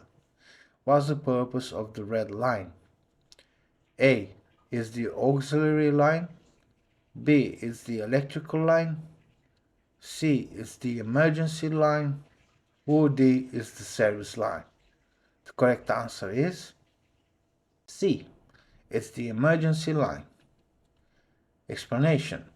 The red emergency line is common to both 2-line and 3-line brake systems. The other colors are blue, auxiliary, yellow, service. 22. You're driving on a motorway. You look in your mirrors and see smoke coming from your rear tires. What should you do? A. Drive on the hard shoulder until the smoke stops. B. Ignore it. This is normal when driving at speed. C. Reduce speed for the rest of your journey. Or D. Stop as soon as it's safe to do so. And the correct answer is D.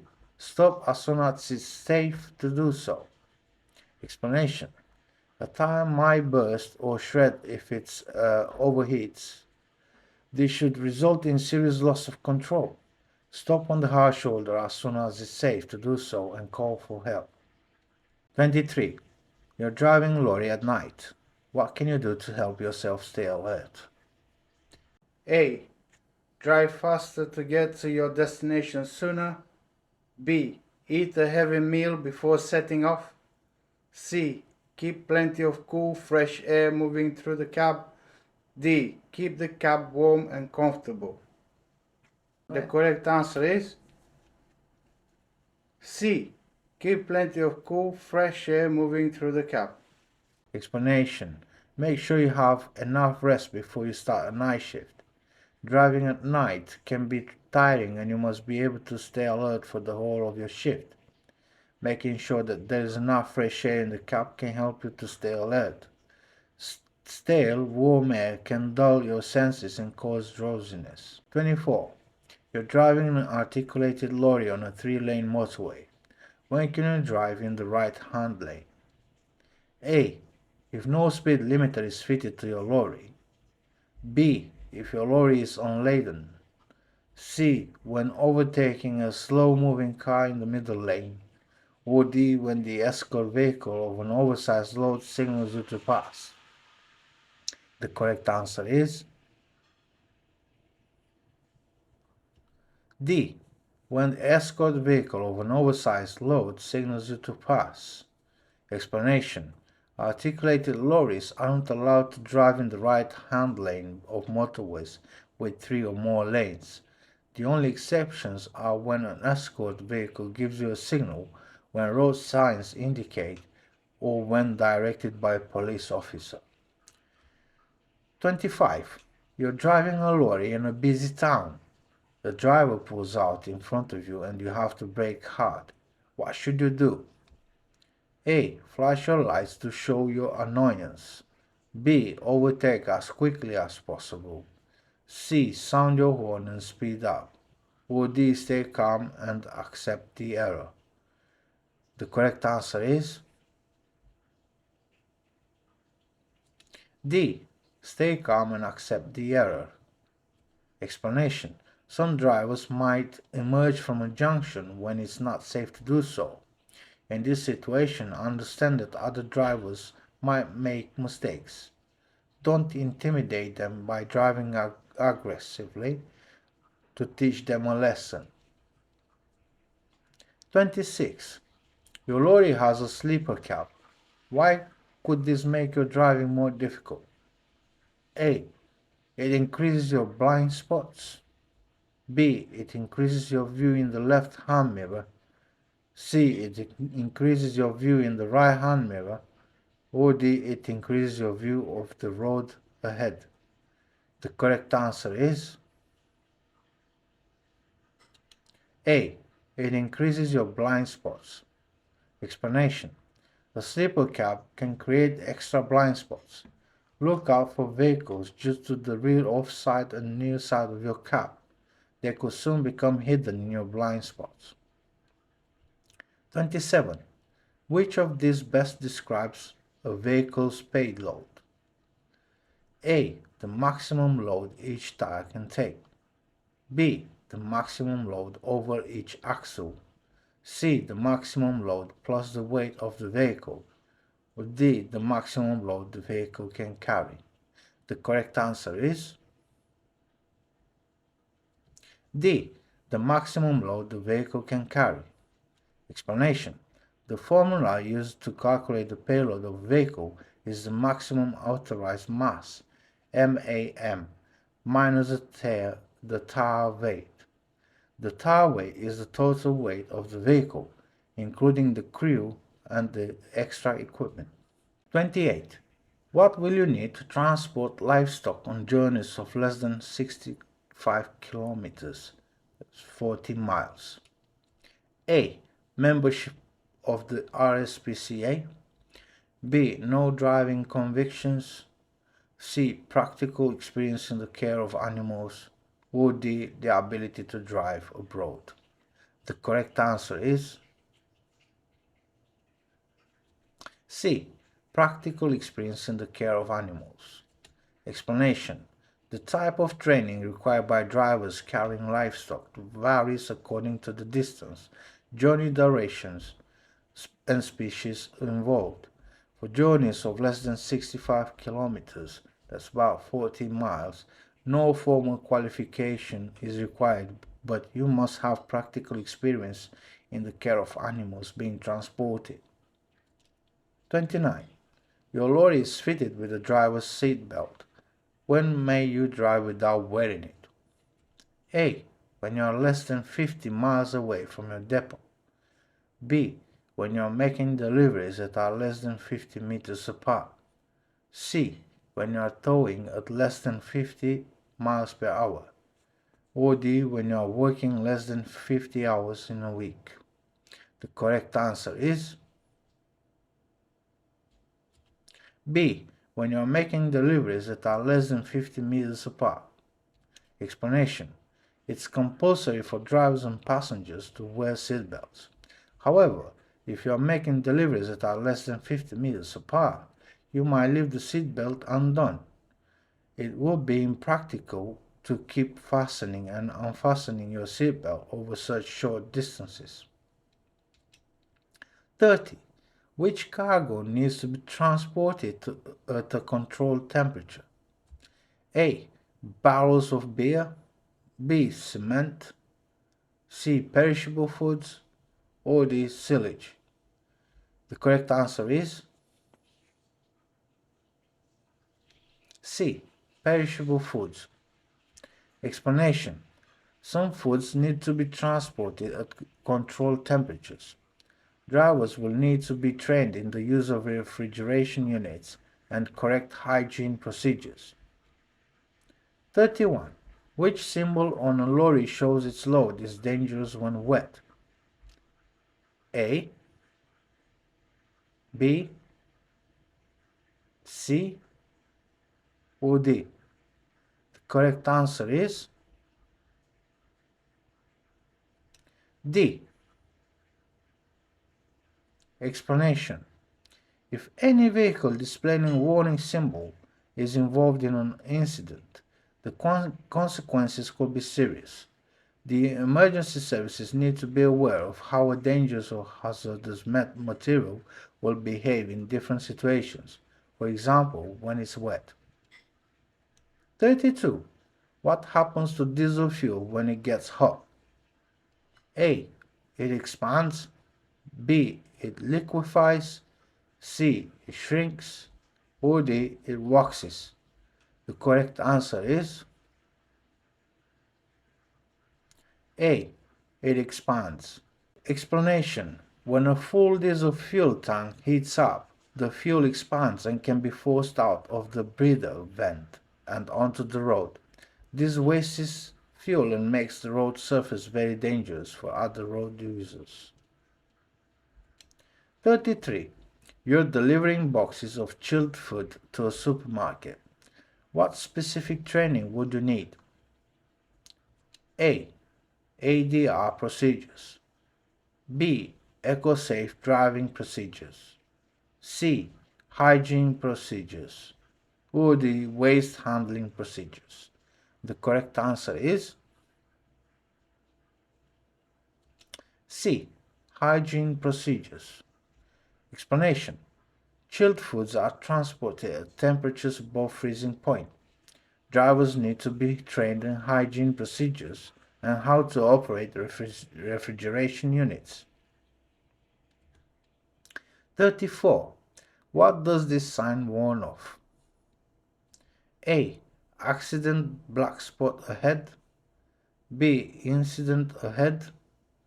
C. Low bridge ahead. Or D. Tunnel ahead. The correct answer is D. Tunnel ahead. Explanation. If you're driving a high vehicle, make sure that there is enough headroom available for you to go through the tunnel. There might be additional signs showing height and width restrictions. 35. Who must you tell when your vehicle collides with a bridge? A. The fire service. B. The local authority. C. The police. Or D. Your local garage. The correct answer is C. The police. Explanation. Hitting a bridge with your vehicle can have serious consequences for road and rail traffic. You must tell the police about the incident immediately. If the bridge is a railway bridge, call the railway authority as well as the police to report the incident. 36. Your vehicle has collided with a railway bridge. What information must you give the railway authority when you telephone them? A. The bridge number. B. The make and model of your vehicle. C. The type of bridge. Or D. The vehicle's height. The correct answer is A. The bridge number. Explanation. The railway authority needs to know immediately if one of their bridges has been hit. You'll need to tell them the number of the bridge so they can identify it. The railway authority will then take action to prevent the railway passengers from being put at risk. 37. What should you check when you've just overtaken a motorcyclist on a motorway? A. The road ahead. B. Your left-hand mirror. C. Your right-hand mirror. Or D. Your speedometer. The correct answer is B. Your left-hand mirror. Explanation. When overtaking with a long vehicle, it's very important to be aware of the position of the road user you are passing. Check the near side mirror to make sure you've passed safely before returning to the left. Be especially careful when overtaking motorcyclists, as they might be affected by the draught from your vehicle. 38. Under EU rules, what's the normal weekly rest period that must be taken? A. 40 hours, B. 41 hours, C. 42 hours, or D. 45 hours. The correct answer is D. 45 hours. Explanation. The working week is defined as from 00 hours on Monday to 24 hours on the following Sunday. When taking the weekly rest period, a daily rest period must normally be extended to at least 45 consecutive hours. 39. At the end of your working week, you've driven a total of 56 hours. Under EU rules, what's the maximum number of hours you can drive in the following week? A. 34, B. 36, C. 38, or D. 40. The correct answer is A. 34 hours. Explanation. If you've driven a total of 56 hours in any one week, you can only drive for 34 hours in the following week. Keep your own record to make sure that you don't exceed these hours. 40. You arrive at the scene of an incident where someone is injured. What should be given urgent priority? A. Check that the casualty can breathe. B. Get the casualty a warm drink. C. Take details of any witnesses. D. Take the numbers of the vehicles involved. The correct answer is A. Check that the casualty can breathe. Explanation. Whenever possible, call the emergency services first. If you're able to give first aid, remember DRABC. Check for danger, then check the casualty for response. Check the airway and try to establish breathing by gently lifting the chin up and forward. Give compressions if necessary. Try to stop any severe bleeding. If you feel you are incapable of carrying out first aid, consider taking some training. It could save a life. 41. What does this warning light on the instrument panel mean? A. Battery discharge. B. Braking system fault. C. Door open. Or D. Low oil pressure. The correct answer is B. Braking system fault. Explanation. You should be familiar with all warning lights and buzzers fitted to your vehicle. If you are driving the vehicle for the first time, make sure that you know the function of each. If the brake warning light shows a fault in the system, stop as soon as it's safe to do so. Report the fault and don't continue until it's been corrected. 42. Why do air tanks on brake systems need to be drained? A. To remove any oil leaks that collect here. B. To remove excess coolant. C. To remove moisture drawn in from the atmosphere. D. To remove rainwater that seeped into the system. The correct answer is C.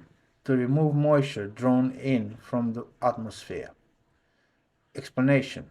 Moisture in the air condenses as the air pressure increases.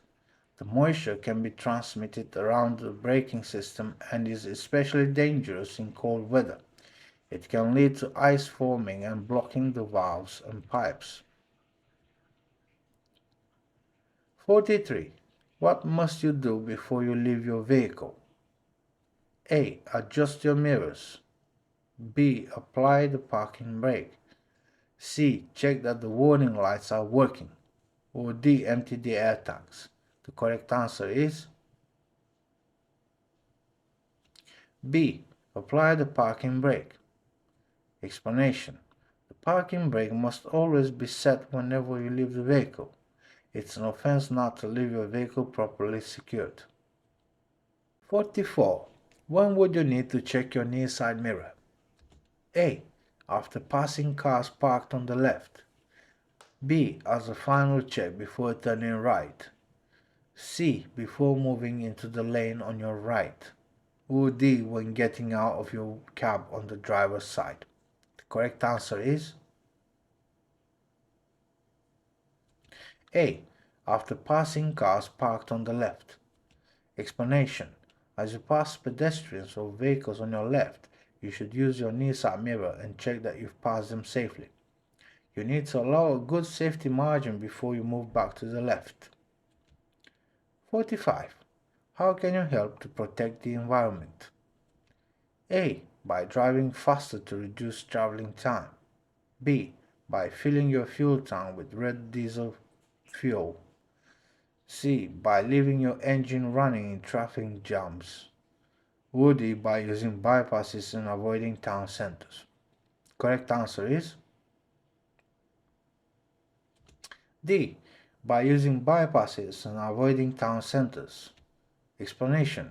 By using a bypass rather than joining the stop-start traffic in a town center, you are less likely to be held up and can travel at a constant speed.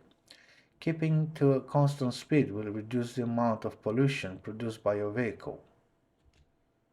46. What does this sign mean? A. End of clearway. B. End of cycle route. C. End of restricted parking area. D. End of restricted speed area. The correct answer is C. End of restricted parking area. Explanation. Even though there are no restrictions, make sure that you park where you won't cause an obstruction or endanger other road users. 47. What does this sign mean? A. Give way to buses. B. Give way to trams. C. Route for buses. Or D. Route for trams. The correct answer is D.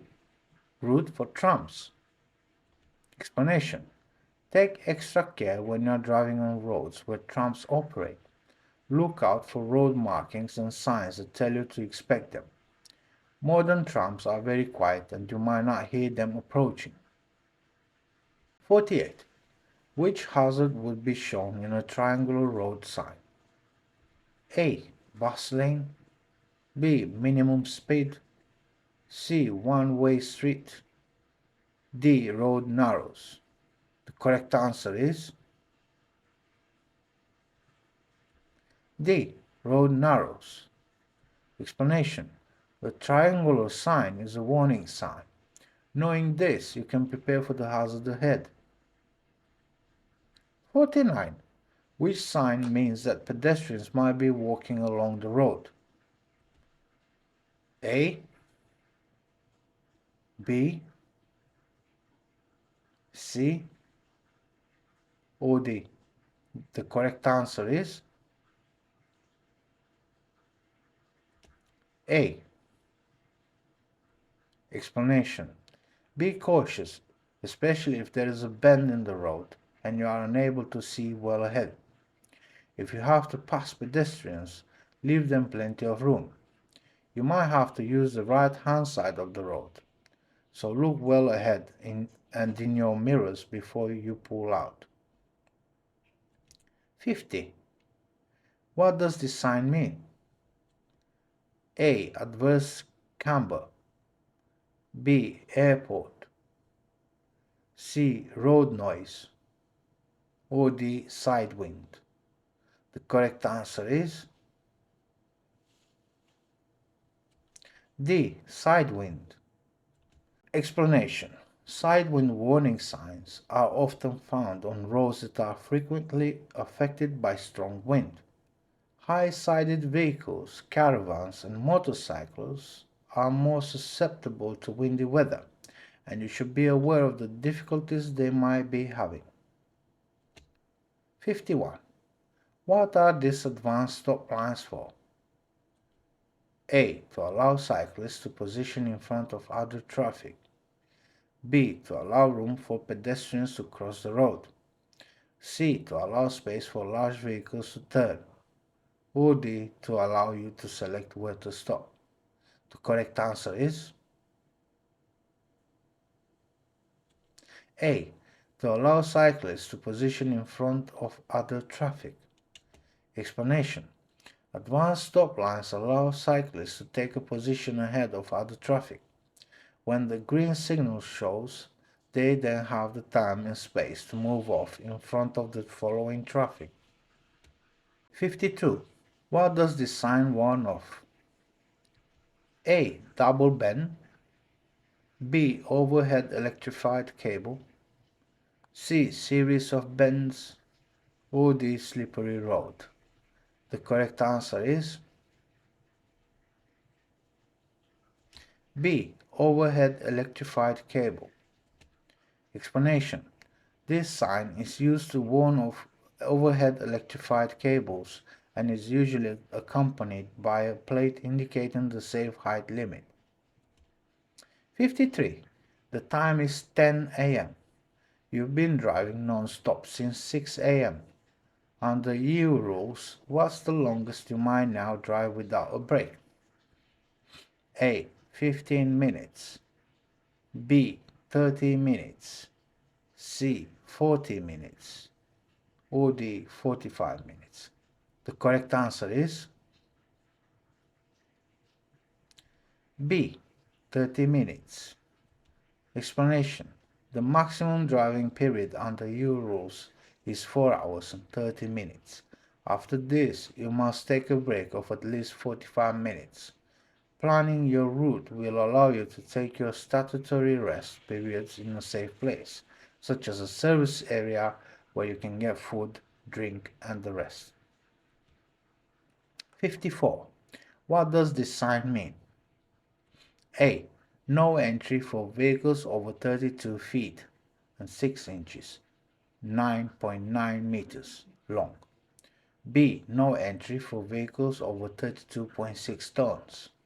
C. Warning of lorry crossing a one-way road. D. Warning of lorry straight ahead. The correct answer is A. No entry for vehicles over 32 feet and 6 inches, 9.9 meters long. Explanation. You need to know the length of your vehicle as well as its weight, height, and width. Places where the length of your vehicle might be relevant are road tunnels, level crossings, ferries, bridges. 55. You need to stop and get out of your vehicle. When should you use the parking brake? A. After the air pressure has dropped. B. After the service brake has been released. C. Only if you park on a gradient. Or whenever you leave the vehicle. The correct answer is D. Whenever you leave the vehicle. Explanation. It's an offense to leave your vehicle unattended at any time without applying the parking brake. 56. What do you need to be aware of when you drive over an exposed suspension bridge? A. The effect of strong side wind. B. The overhanging bridge cables. C. The swaying of the bridge. D. The width of the lanes. The correct answer is A. The effect of strong side wind. Explanation. On exposed bridges, the wind can be particularly strong. If the bridge has two lanes, one might be closed in windy conditions to act as a buffer lane. In severe conditions, these bridges are often closed to high-sided vehicles, caravans, and motorcycles. 57. Why is it important to avoid overfilling the engine with oil?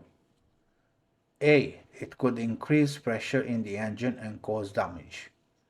B. It could leave an oil stain on the road. C. It will damage the exhaust system. Or D. It will increase the amount of exhaust gases. The correct answer is A. It could increase pressure in the engine and cause damage. Explanation. Too much oil in an engine can be just as bad as too little. Overfilling an engine can create excess pressure, cause oil leakage through seals and result in expensive damage. 58. When do long vehicles sometimes need to straddle lanes? A. When coming to contraflow systems. B. When driving on motorways. C. When traveling empty. Or D. When turning at tight junctions. The correct answer is D. When turning at tight junctions. Explanation. When driving a long vehicle around corners, it's sometimes necessary to adopt a different road position to avoid mounting the curb or colliding with street furniture such as lampposts or traffic signs. Other road users might not understand what you intend to do next. Watch them carefully and always signal in good time. 59. You're about to drive a vehicle you've never driven before. What should you consider when adjusting your seat? A. Being able to reach your sat-nav. B. The tension in the seat belt. C. The wear on the seat fabric. Or D. Your distance from the controls. The correct answer is D. Your distance from the controls. Explanation. Being seated properly is very important when driving long distances. A poor driving position can quickly cause fatigue. You should make sure that you can reach all the controls comfortably. 60. What should you do when you drive in windy weather? A. Always keep to your intended route. B. Anticipate how the weather might affect other road users. C. Maintain a constant speed in exposed areas. Or D. Stay close to smaller or vulnerable vehicles as you overtake them. The correct answer is B. Anticipate how the weather might affect other road users. Explanation. Cyclists, motorcyclists, caravans and high-sided vehicles can be very vulnerable in high winds. Plan well ahead and consider the difficulties they might be having. Remember, some routes might be closed to certain vehicles and you might need to use an alternative route. 61. What should you be aware of when you are overtaking on a motorway while it's raining heavily? A. Manhole covers will be slippery. B. There will be distracting bright reflections. C. Visibility will be reduced by spray from traffic. D. Your braking distances will be reduced. The correct answer is C. Visibility will be reduced by spray from traffic. Explanation. Other road users can be affected by the spray from large vehicles, severely reducing their vision. Always take care when you need to change lanes. Signal in good time and watch your mirrors carefully before pulling out in these conditions. 62. What should you do if the brake air pressure warning light comes on while you're driving? A. Build up the pressure by accelerating. B. Drain the air tanks and continue normally. C. Report the fault when you return to your depot. Or D. Stop and get help without delay. The correct answer is D. Stop and get help without delay. Explanation. When a warning light or device indicating a loss of brake pressure comes on, you must stop safely and get the fault put right immediately. The safety of you, your load, your passengers and all other road users is at risk. 63. You've just started the engine. What must you do if the brake air pressure warning light is showing? A. Engage the clutch. B. Keep the parking brake on. C. Report it as a fault. Or D. Switch your engine off. The correct answer is B. Keep the parking brake on.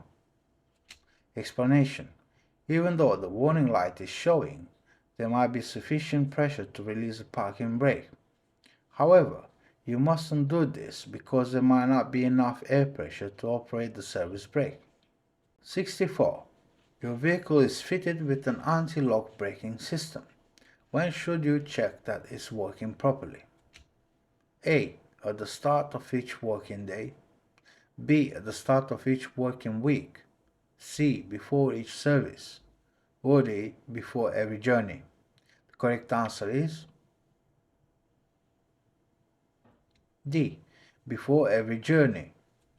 Explanation. Modern anti-lock braking systems rely on electronics for their operation. A warning light on the dashboard shows that the system is operating. This light will usually go out when the vehicle reaches about 6 miles per hour. It's about 10 kilometers per hour. 65. What system is used to control vehicle's speed without using the foot brake? A. A differential lock. B. A secondary brake. C. An emergency air system. D. An endurance brake retarder. The correct answer is D. An endurance brake retarder. Explanation. Large vehicles can be fitted with various types of endurance brake retarder. Make sure you're familiar with how the system operates on the vehicle you're using. Don't risk a crash or collision through ignorance. 66. What can coasting downhill seriously affect? A. The air brakes. B. The cooling system. C. The electrical systems. D. The tachograph. The correct answer is A. The air brakes. Explanation. Air brake systems rely on an engine-driven compressor to keep the reservoir tanks at their operating pressure. Coasting downhill and relying on the brakes to control your speed could result in the loss of sufficient air pressure to operate the brakes effectively.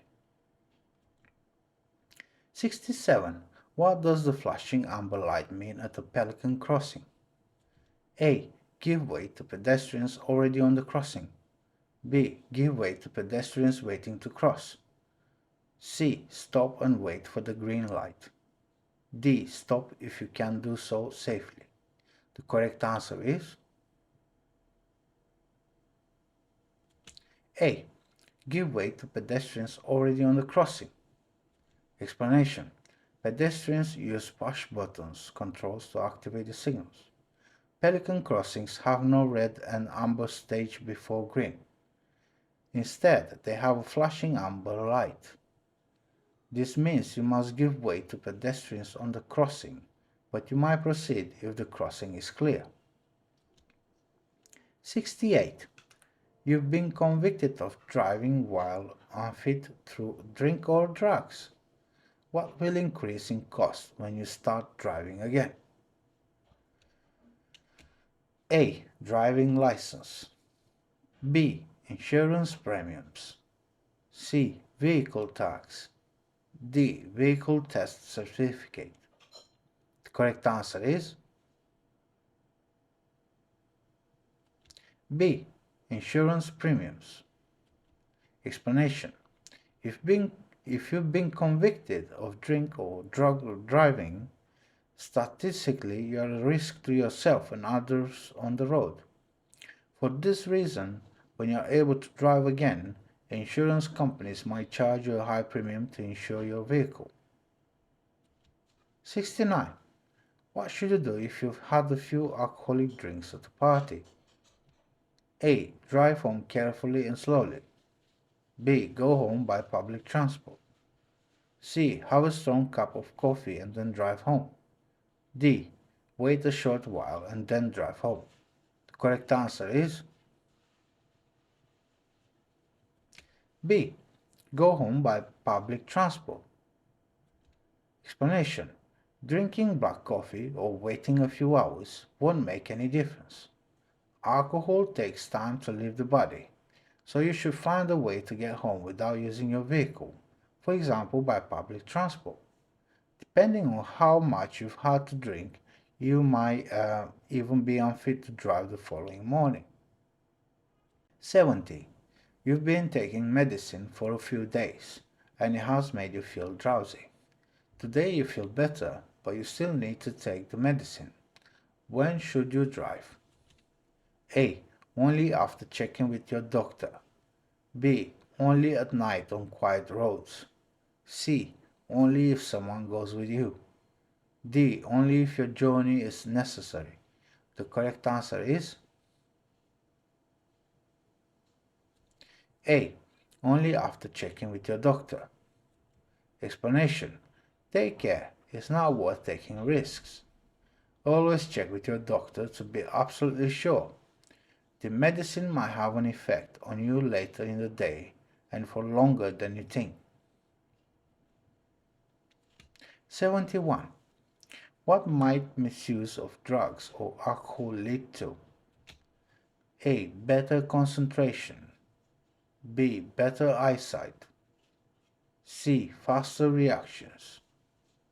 D. Withdrawal of a driving license. The correct answer is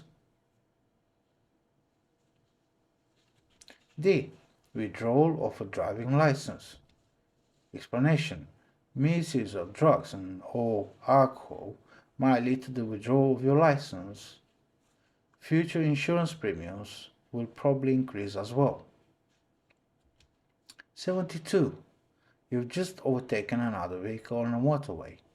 What should you avoid when moving back to the left? A. Changing gear. B. Cutting in. C. Increasing your speed. D. Signaling. The correct answer is B. Cutting in. Explanation. After overtaking, check your near side mirror carefully before moving back to the left. Don't rely on the other driver flashing their headlights, because only you can make the decision that is safe. 73.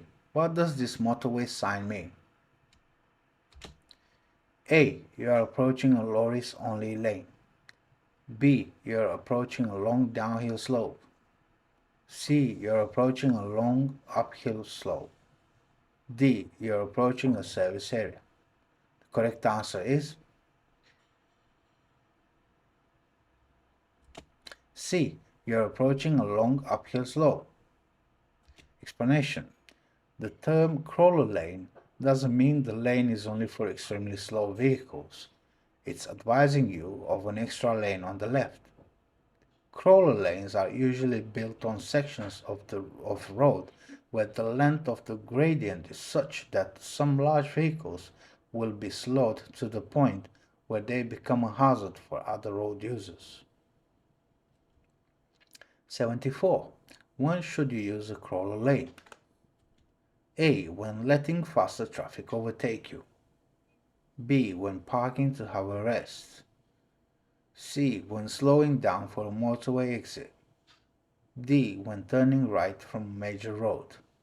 The correct answer is A. When letting faster traffic overtake you. Explanation. Many vehicles are very powerful and can maintain speed even when climbing a gradient. Even if your vehicle is capable of maintaining speed, you can still use the crawler lane to make it easier for other road users to overtake safely. 75. What should you do before overtaking on a single carriage road? A. Drive very close to the vehicle in front. B. Flash your headlights at oncoming traffic. C. Look ahead for road junctions. D. Make a final check in your left-hand mirror. The correct answer is C. Look ahead for road junctions. Explanation. Before overtaking, you need to make sure it's safe to carry out the maneuver. As part of your check, look well ahead for road junctions.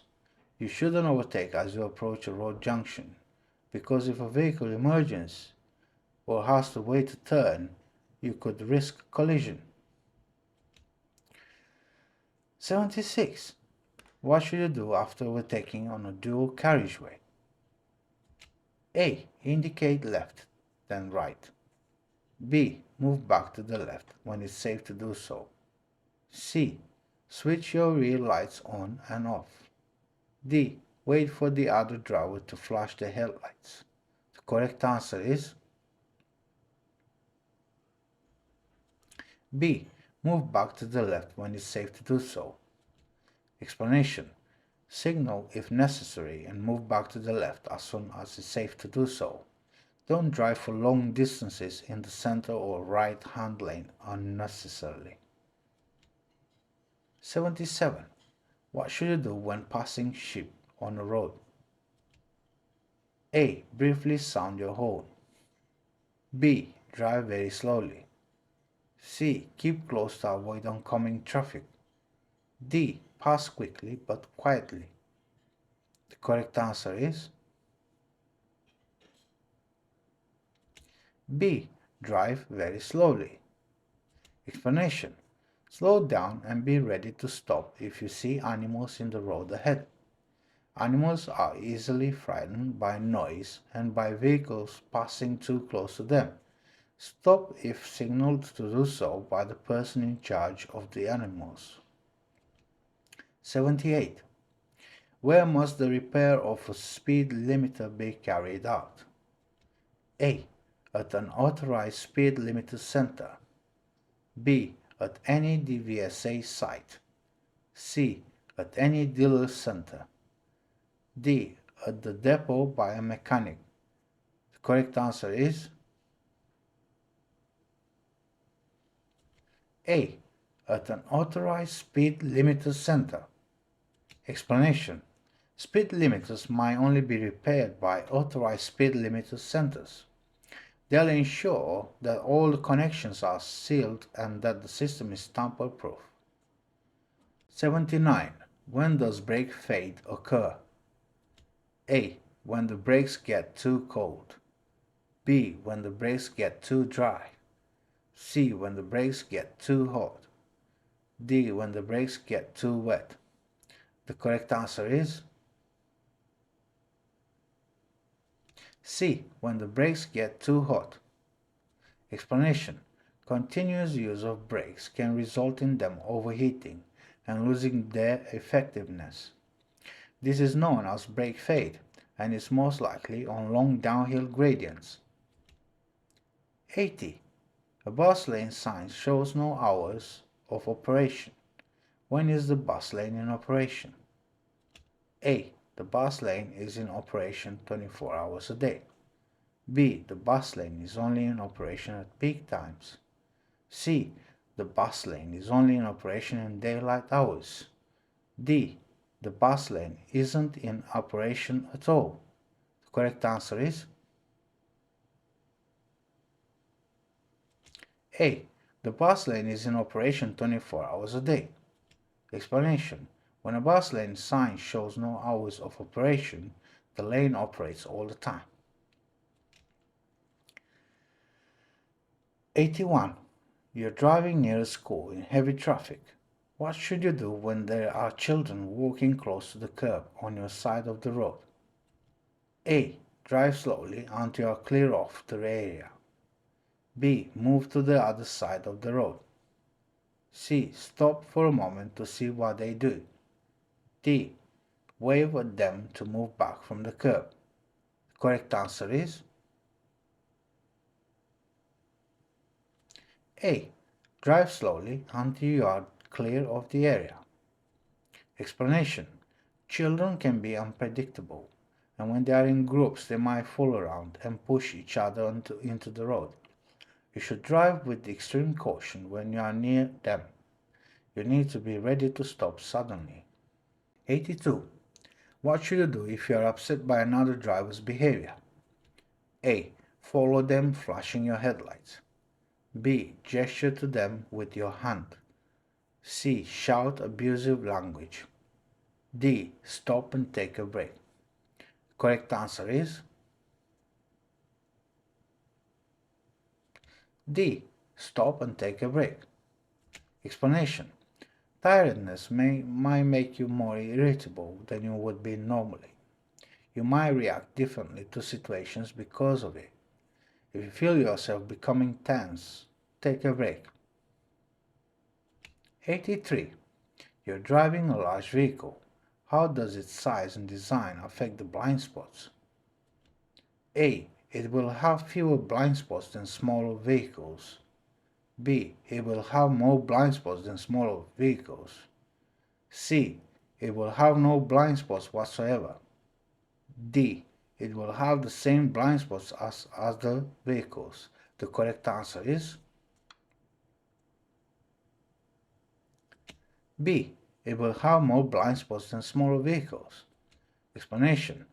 Take the time to check where the blind spots are when driving a vehicle that's unfamiliar to you. Being aware of the limitations of your mirrors will help you to take steps to prevent collisions. Always check the blind spots before changing direction. Frequent and proper use of the mirrors will help you to be aware of a vehicle moving into your blind spot.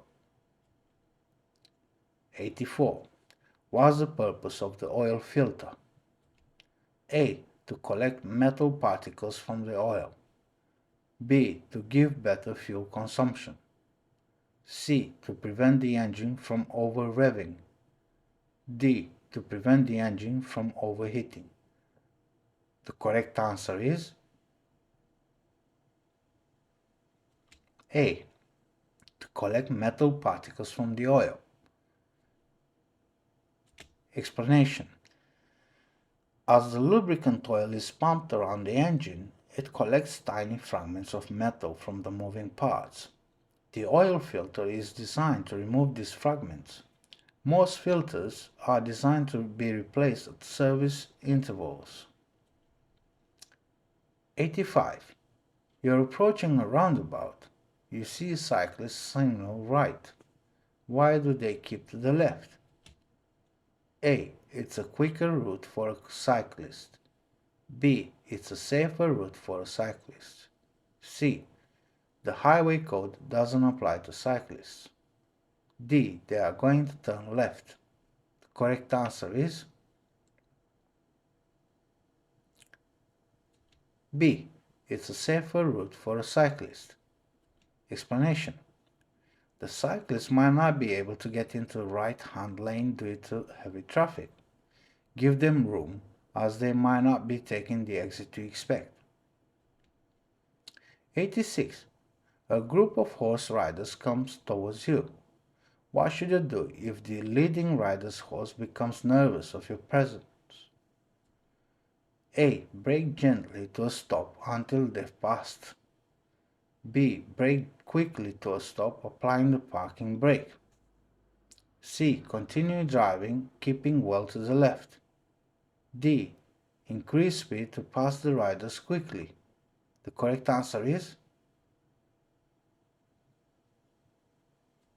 A. Brake gently to a stop until they've passed. Explanation.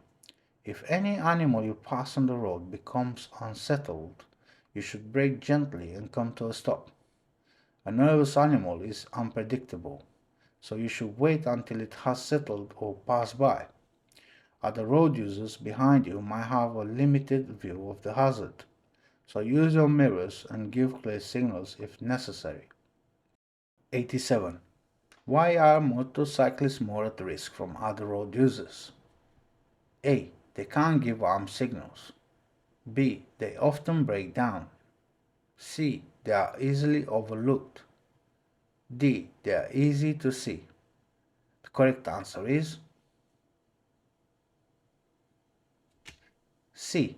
They are easily overlooked. Explanation. Always look for the more vulnerable road users, such as motorcyclists, cyclists, pedestrians, especially children, animals, and horse riders. All need your consideration. Motorcycles are relatively small, but they can move just as fast as other vehicles, making them easy to overlook. 88. As you approach a pelican crossing, the lights change to green. What should you do if an elderly couple are halfway across? A. Flash your lights in case they haven't heard you. B. Rev your engine to make them hurry. C. Wait patiently and give them time to finish crossing. D. Wave at them to cross as quickly as they can. The correct answer is C. Wait patiently and give them time to finish crossing. Explanation: when the lights turn to green, you might drive on, but only if the crossing is clear. You should wait for any pedestrians to finish crossing, regardless of their age. Allow them to cross the road at their own pace. Don't try to hurry them in any way. 89. What's the aim of a smart motorway? A. To prevent overtaking. B. To prevent tailgating. C. To reduce congestion. D. To reduce rest stops. The correct answer is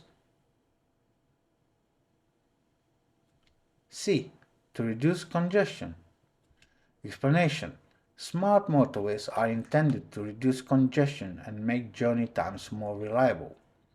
In these areas, the hard shoulder might be used as a running lane to ease congestion at peak times or when an incident occurs.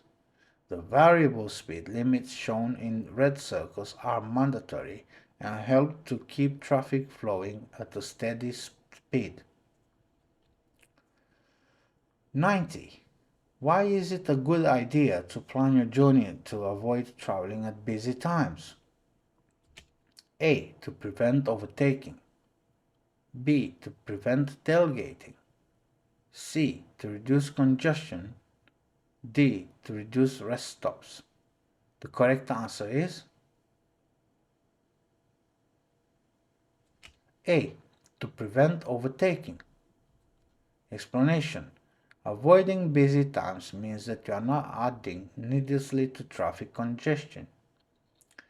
Other advantages are that you'll use less fuel and you might have an easier journey, making you feel less stressed. 91. What's the current fine for each person illegally carried into the UK? A. Up to £1,000. B. Up to £2,000. C. Up to £3,000. D. Up to £4,000. The correct answer is B. Up to £2,000. Explanation: the importation of illegal immigrants into the UK carries heavy penalties. A fine of up to £2,000 can be imposed for each illegal immigrant. This fine can be imposed on each responsible person, which includes the vehicle owner, hirer, and driver. 92. Drivers can be fined for bringing illegal immigrants into the UK. Who else can be fined? A. The vehicle hirer. B. The vehicle insurer. C. The vehicle manufacturer. D. The vehicle repairer. The correct answer is A. The vehicle hirer. Explanation: there are heavy fines for those convicted of bringing illegal immigrants into the UK. This can mean a fine for each illegal person carried. The fine can be imposed on each responsible person, including the vehicle driver, owner, and hirer. 93. You'll need to take 35 hours of training to maintain your driver's certificate of professional competence, driver CPC. Over what period must this be carried out? A. 5 years. B. 1 year. C. 10 years. D. 3 years. The correct answer is A. 5 years. Explanation. You must take 35 hours of training every 5 years to maintain your driver CPC. This can be done at any time during the 5 years, all at once or split into sessions of at least 7 hours each. The penalties for non-compliance are the same as those for driving without a license. 94. You're about to drive a vehicle fitted with air-assisted hydraulic brakes. Why might the brake pedal feel hard when you press it? A. The brake fluid reservoir is empty. B. The brakes are locked on fully. C. The pedal movement needs adjusting. D. The vacuum pump isn't working. The correct answer is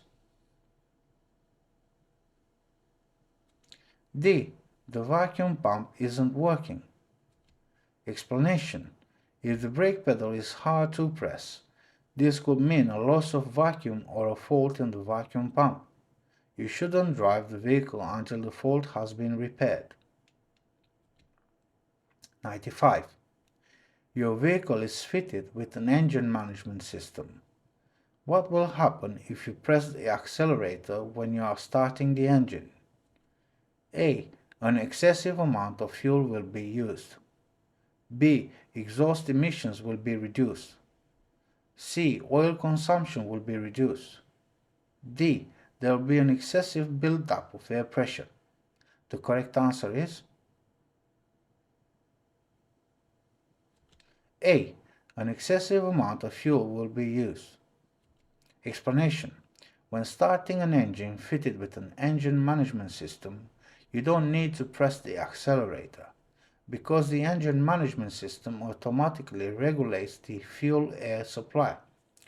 Using the accelerator at startup wastes fuel, causes increased engine noise, and is harmful to the environment. 96. Which tool is essential for fitting a road wheel? A. Adjustable wrench. B. Open-end spanner. C. Ring spanner. D. Torque wrench. The correct answer is D. Torque wrench. Explanation.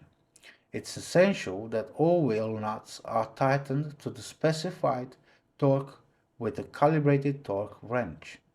The wheel nuts, fixings and markers should be checked every day before you start your journey. 97. Poor eating habits can increase your risk of long-term health problems. What may result from a poor diet? A. Deafness. B. Epilepsy. C. Heart disease. D. Lung disease. The correct answer is C. Heart disease. Explanation. A poor diet can increase your risk of ill health. It might cause obesity, diabetes, or heart disease, which can increase your risk of sudden incapacity at the wheel. There is a greater risk of developing a serious illness and ultimately an early death. Smoking and the lack of exercise will increase the risks. 98. What's the most likely reason for a diesel-engined vehicle running erratically in very cold weather? A. The air conditioning not working. B. The endurance brake engaging. C. The fuel partly solidifying. D. The speed limiter operating. The correct answer is C. The fuel partly solidifying. Explanation. If diesel fuel becomes very cold, it can partially solidify. Additives are used by the fuel companies to try to prevent this. Any solidifying, waxing, of the fuel can prevent it from flowing properly and cause the engine to run erratically or even stop. 99. How will your body clock affect your driving between 2 a.m. and 7 a.m.? A. You are more likely to break the speed limit. B. You are more likely to drive too close to the vehicle in front. C. You are more likely to fall asleep at the wheel. D. You are more likely to feel road rage. The correct answer is C. You are more likely to fall asleep at the wheel. Explanation. A significant number of sleep-related vehicle incidents involve commercial vehicles. There is a particular risk when driving between 2 a.m. and 7 a.m. because this is when the body clock craves sleep. It is important to take proper rest before, during, and between driving duties. 100. You're driving at a speed of 50 miles per hour, 80 kilometers per hour, in good drive condition. What distance should you stay behind the vehicle in front? A. At least 23 meters, 75 feet. B. At least 36 meters, 118 feet. C. At least 53 meters, 175 feet. D. At least 73 meters, 240 feet. The correct answer is C. At least 53 meters, 175 feet. Explanation. You should always leave a safety margin between your vehicle and the one in front. This gap will give you a better view of the road ahead. It will also allow you time to react if the traffic in front changes speed or direction. Thank you for watching. Please share, subscribe. I'll see you in the next video. Take care.